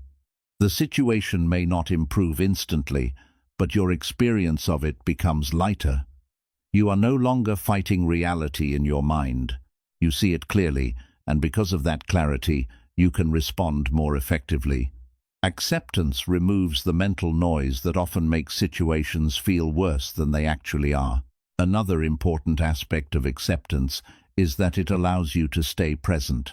Resistance often pulls your mind into the past or the future. You think about how things should have been or how they should be in the future. But acceptance brings your attention back to what is happening now. It allows you to deal with the current moment instead of being lost in thoughts about what is not. Acceptance also reduces the need for control. When you resist something, you are trying to change it immediately, often in ways that are not possible. This creates frustration because you are trying to control something that may not be within your power. But when you accept the situation, you recognize what you can and cannot control. You focus on what you can do, and you let go of what you cannot. This creates a sense of balance and reduces unnecessary stress. It is important to understand that acceptance does not mean you stop taking action. It means your action comes from clarity rather than resistance. When you accept a situation, you are not ignoring it. You are seeing it clearly. From that clarity, you can make better decisions. You respond to what is actually happening, rather than reacting to your interpretation of it. For example, if something goes wrong, acceptance allows you to say, "This is what is happening right now." From that point, you can decide what needs to be done. But without acceptance, your mind may stay stuck in thoughts like, "This should not have happened," which do not help you move forward. Acceptance shifts your focus from resistance to response. Another powerful effect of acceptance is that it reduces emotional intensity. When you resist a situation, your emotions become stronger. You feel more frustrated, more anxious, and more stressed. But when you accept it, those emotions begin to settle. You may still feel something, but it is not as overwhelming. This creates space for calmness, even in difficult situations. Acceptance also helps you let go of unnecessary thinking. When you resist something, your mind keeps returning to it, trying to change it mentally. This creates repetitive thinking, which keeps you stuck. But when you accept it, the need to keep thinking about it decreases. You allow the situation to be, and your mind begins to move on. Over time, acceptance becomes a habit. Instead of immediately reacting to situations with resistance, you pause and allow them to be as they are. This does not mean you like everything that happens. It means you are not creating additional suffering by fighting it mentally. This habit creates a more stable and peaceful state of mind. You also begin to notice that many things resolve more easily when you stop resisting them. Situations change, problems find solutions, and emotions pass more quickly. This happens because you are not holding on to them with your thoughts. You are allowing life to move naturally without adding unnecessary tension. Acceptance also changes your relationship with uncertainty. When you resist uncertainty, you create worry and overthinking. You try to predict outcomes and control the future. But when you accept uncertainty, You become more comfortable with not knowing. You trust that you will handle things as they come, and this reduces the need for constant thinking. As your acceptance deepens, you begin to experience a different kind of peace. It is not dependent on everything going your way. It is based on your ability to remain calm, regardless of what happens. You are not easily disturbed by changes, because you are not resisting them. You are simply observing and responding. In daily life, this practice becomes very practical. When something unexpected happens, you take a moment to accept it before reacting. When you feel an emotion, you allow it instead of fighting it. When your mind creates thoughts about how things should be, you notice them and return to what is. These small actions create a pattern of acceptance that changes your overall experience. In the end, the more you accept what is, the less your mind suffers. You stop creating unnecessary conflict, and you allow life to unfold without constant resistance. This does not remove challenges, but it changes how you experience them. They become part of your life, not something you are constantly fighting against. This is the deeper wisdom that Buddhism offers. It shows you that peace is not found by changing everything around you, but by changing how you relate to it. When you accept what is, you remove the tension that comes from resistance. And in that space, your mind naturally becomes calmer. And in that calm, you begin to experience life with more clarity, more ease, and a deeper sense of peace that is not dependent on conditions, but on your ability to allow things to be as they are. 26. The more you simplify your mind, the more peace you experience. There is a hidden complexity that builds inside the mind over time, and most people are not even aware of how heavy it has become. It is not just the number of thoughts you have, but the layers you keep adding to them. A simple situation turns into analysis, then into interpretation, then into worry, and then into a story about what it means for your future or your identity. This layering process creates a mind that is constantly busy, constantly full, and rarely at rest. Buddhism teaches that peace is not something you gain by adding more understanding, more ideas, or more mental effort. It is something that naturally appears when the mind becomes simple again. Simplicity does not mean lack of intelligence or awareness. It means the absence of unnecessary thinking. It means seeing things as they are, without turning them into something more. The modern mind is trained to complicate everything. You are taught to analyze deeply, to think ahead, to consider every possibility, and to always be mentally active. While these abilities can be useful in certain situations, they become harmful when they are used all the time. The mind never gets a chance to rest, because it is always trying to process more than what is actually needed. Think about how often you take a simple moment and make it complex. You have a conversation, and afterward, you replay it in your mind. You think about what you said, what the other person meant, and how it might affect things. A simple interaction becomes something that stays with you long after it has ended. The situation itself was not complicated, but your thinking made it so. Another example is how you deal with decisions. Even small choices can become overwhelming when you add too many thoughts to them. You consider every option, imagine every outcome, and try to find the perfect answer. This creates confusion, because the more you think, the less clear things become. Simplicity would mean looking at what is needed and making a decision based on that, without adding unnecessary layers. The same pattern appears in your worries. A small concern becomes a chain of thoughts that grows larger with each step. You think about what might happen, then what could go wrong, and then how it might affect your future. Each thought adds another layer, and soon the original concern is lost under a mountain of imagined scenarios. When you begin to see this clearly, you realize that much of your mental stress comes not from life itself, but from the way you complicate it. This realization is important because it shows you that peace is not something far away. It is something that is hidden beneath unnecessary thinking. The process of simplifying the mind begins with awareness. You start noticing when you are adding extra layers to a situation. You see when your mind is moving beyond what is necessary and creating additional complexity. This awareness allows you to pause and step back. Instead of continuing the chain of thoughts, you return to what is actually happening.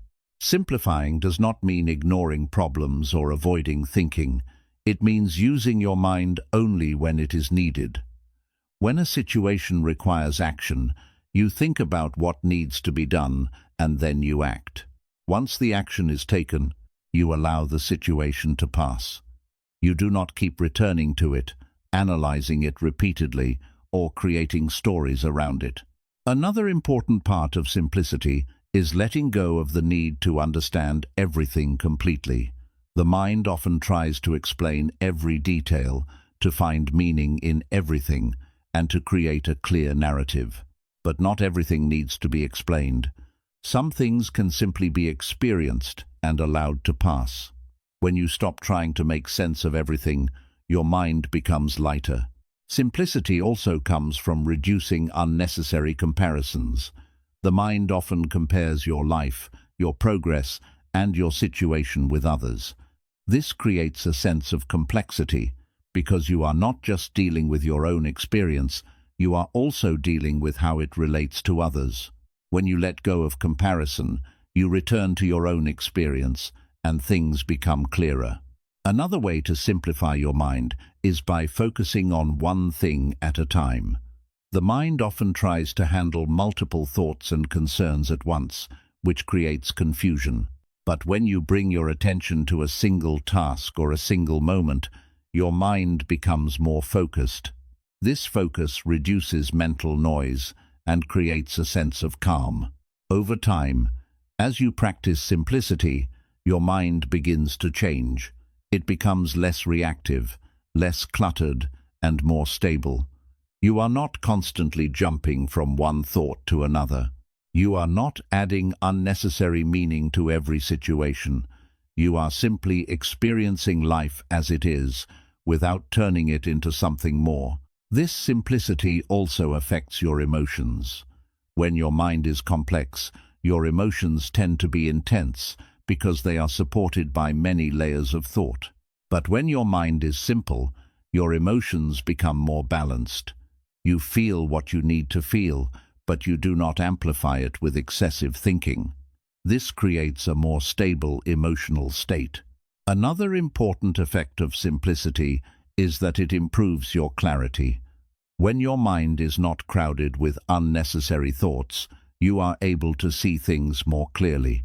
Decisions become easier because you are not overwhelmed by too many possibilities. You understand what needs to be done, and you act without hesitation. Simplicity also brings a sense of freedom. You are no longer trapped in constant mental activity. You are not carrying unnecessary thoughts, and you are not creating problems where none exist. You move through life with a sense of ease, because your mind is not adding extra weight to everything. In daily life, this practice becomes very natural. When something happens, you deal with it and move on. When a thought appears, you notice it and let it pass. When your mind starts to complicate something, you bring it back to its simplest form.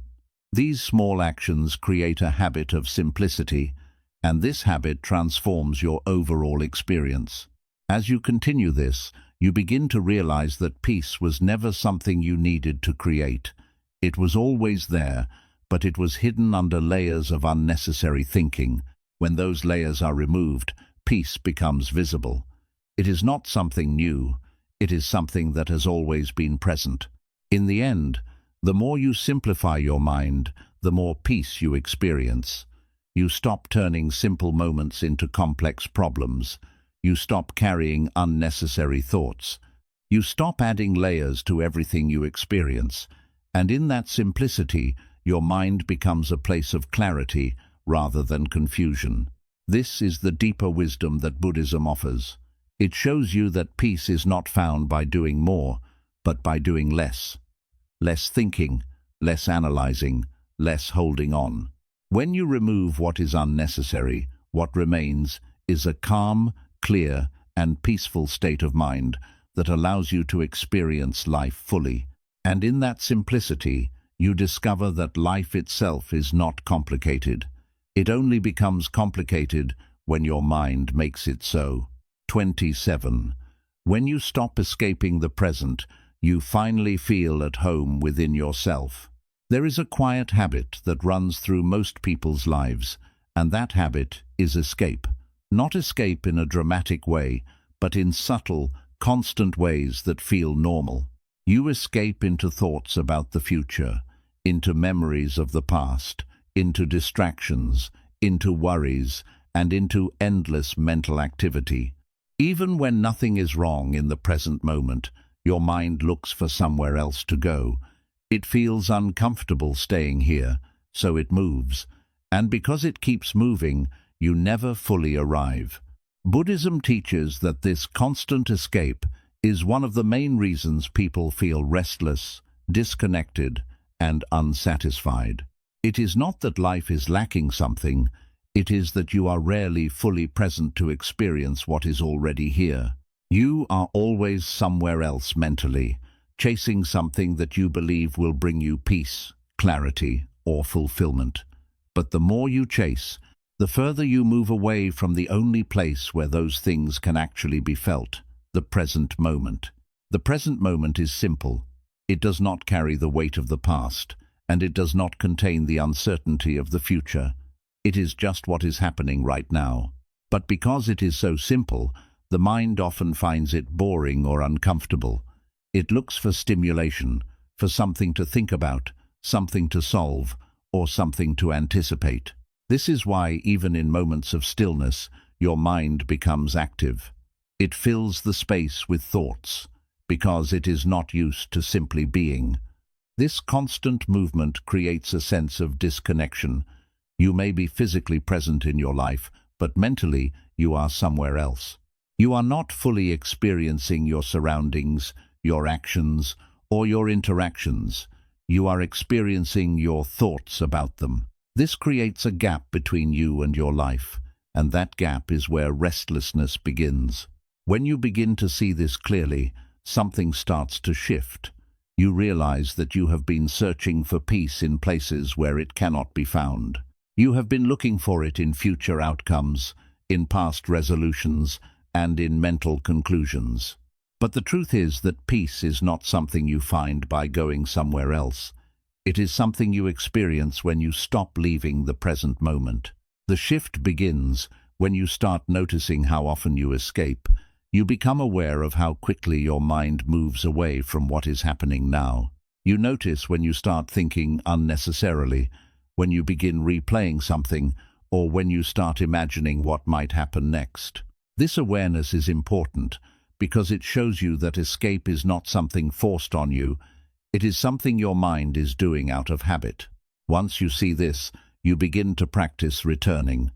Each time you notice your mind wandering, you gently bring your attention back to the present. You feel your breath, you notice your body, you observe your surroundings, or you focus on what you are doing. This return is not forced. It is gentle and consistent. You are not fighting your mind. You are guiding your attention. At first, this may feel difficult. The mind is used to escaping, so it will continue to move. But each time you return, you weaken the habit of leaving. Over time, these moments of presence become more frequent and more stable. You begin to spend more time in the present and less time lost in thought. As you stay more present, something changes in your experience. The restlessness begins to fade. The need to constantly think or escape becomes less intense. You start to feel a sense of calm that is not dependent on anything external. It is simply the result of being fully here without trying to be somewhere else. Another important change that happens is that you begin to feel more connected to yourself. When you are always escaping, you are never fully with yourself. You are always focused on something else, something outside of your immediate experience. But when you stop escaping, you become aware of your inner state in a direct way. You feel your emotions, you notice your thoughts, and you experience yourself without distraction. This connection creates a sense of stability. You are no longer dependent on external situations to feel complete. You are comfortable being with yourself, even in silence. This is what it means to feel at home within yourself, a state where you are not constantly seeking something outside, because you are already present with what is. Presence also changes how you experience your thoughts. When you are escaping, thoughts feel like your reality. They pull you in, and you follow them without question.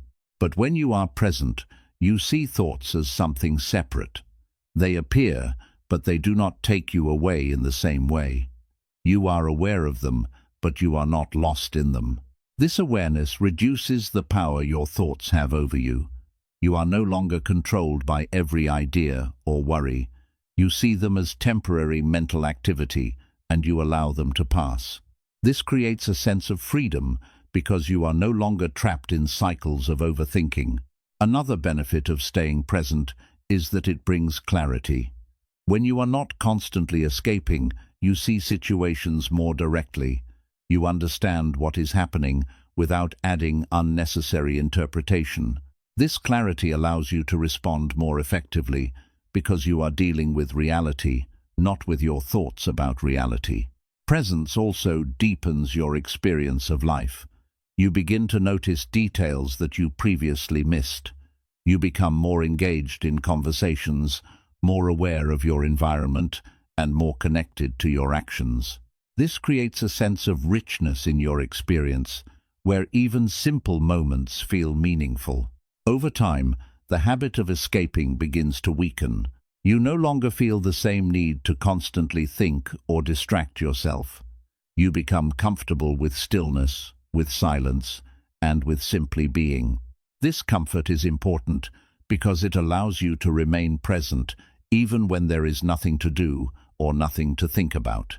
It is also important to understand that staying present does not mean you never think about the past or the future. Thinking is still useful when it is needed. The difference is that you are no longer lost in it. You think when necessary, and you return to the present when it is not. This balance creates a healthy relationship with your mind. In daily life, this practice becomes very natural. When you notice yourself escaping, you return. When your mind becomes busy, you bring it back to what is happening now. When you feel the urge to distract yourself, you pause and stay present. These small actions create a habit of presence, and this habit changes your entire experience. As this awareness deepens, you begin to see that the peace you were searching for was never in the future or the past. It was always in the present moment, waiting for your attention. When you stop escaping, you allow yourself to experience that peace directly. In the end, when you stop escaping the present, you finally feel at home within yourself. You are no longer chasing something that is always out of reach. You are no longer trying to find peace through thinking or distraction. You are simply here, aware, and at ease. This is the deeper wisdom that Buddhism offers. It teaches that freedom is not about going somewhere else, but about being fully where you are. When you stop escaping, you stop creating distance between yourself and your life. And in that closeness, you discover a sense of peace that is steady, natural, and always available. You have spent so much of your life believing your thoughts were truth, believing your worries were real, believing your mind was something you had to control, fix, or follow. But now you can see it clearly. The problem was never your life. The problem was the way your mind was interpreting your life. Your worry was bigger than the problem. Your thoughts were not facts. Your fears were not reality. And your suffering was not coming from what was happening, but from what you were believing. The moment you stop believing every thought, your mind begins to quiet down. The moment you stop reacting to everything, your peace begins to grow. The moment you stop chasing control, your life becomes lighter. The moment you stop escaping the present, you finally arrive in your own life. This is the shift. Not outside, but inside. You do not need to control your thoughts. You do not need to solve every worry. You do not need to understand everything your mind creates. You only need to see clearly and let go, because peace was never something you had to build. It was always there, underneath the noise, underneath the overthinking, underneath the constant movement of your mind. And now you know the truth. Your thoughts are not you. Your worry is not reality. And your peace has been within you this whole time. All you have to do is stop holding on and allow it to be.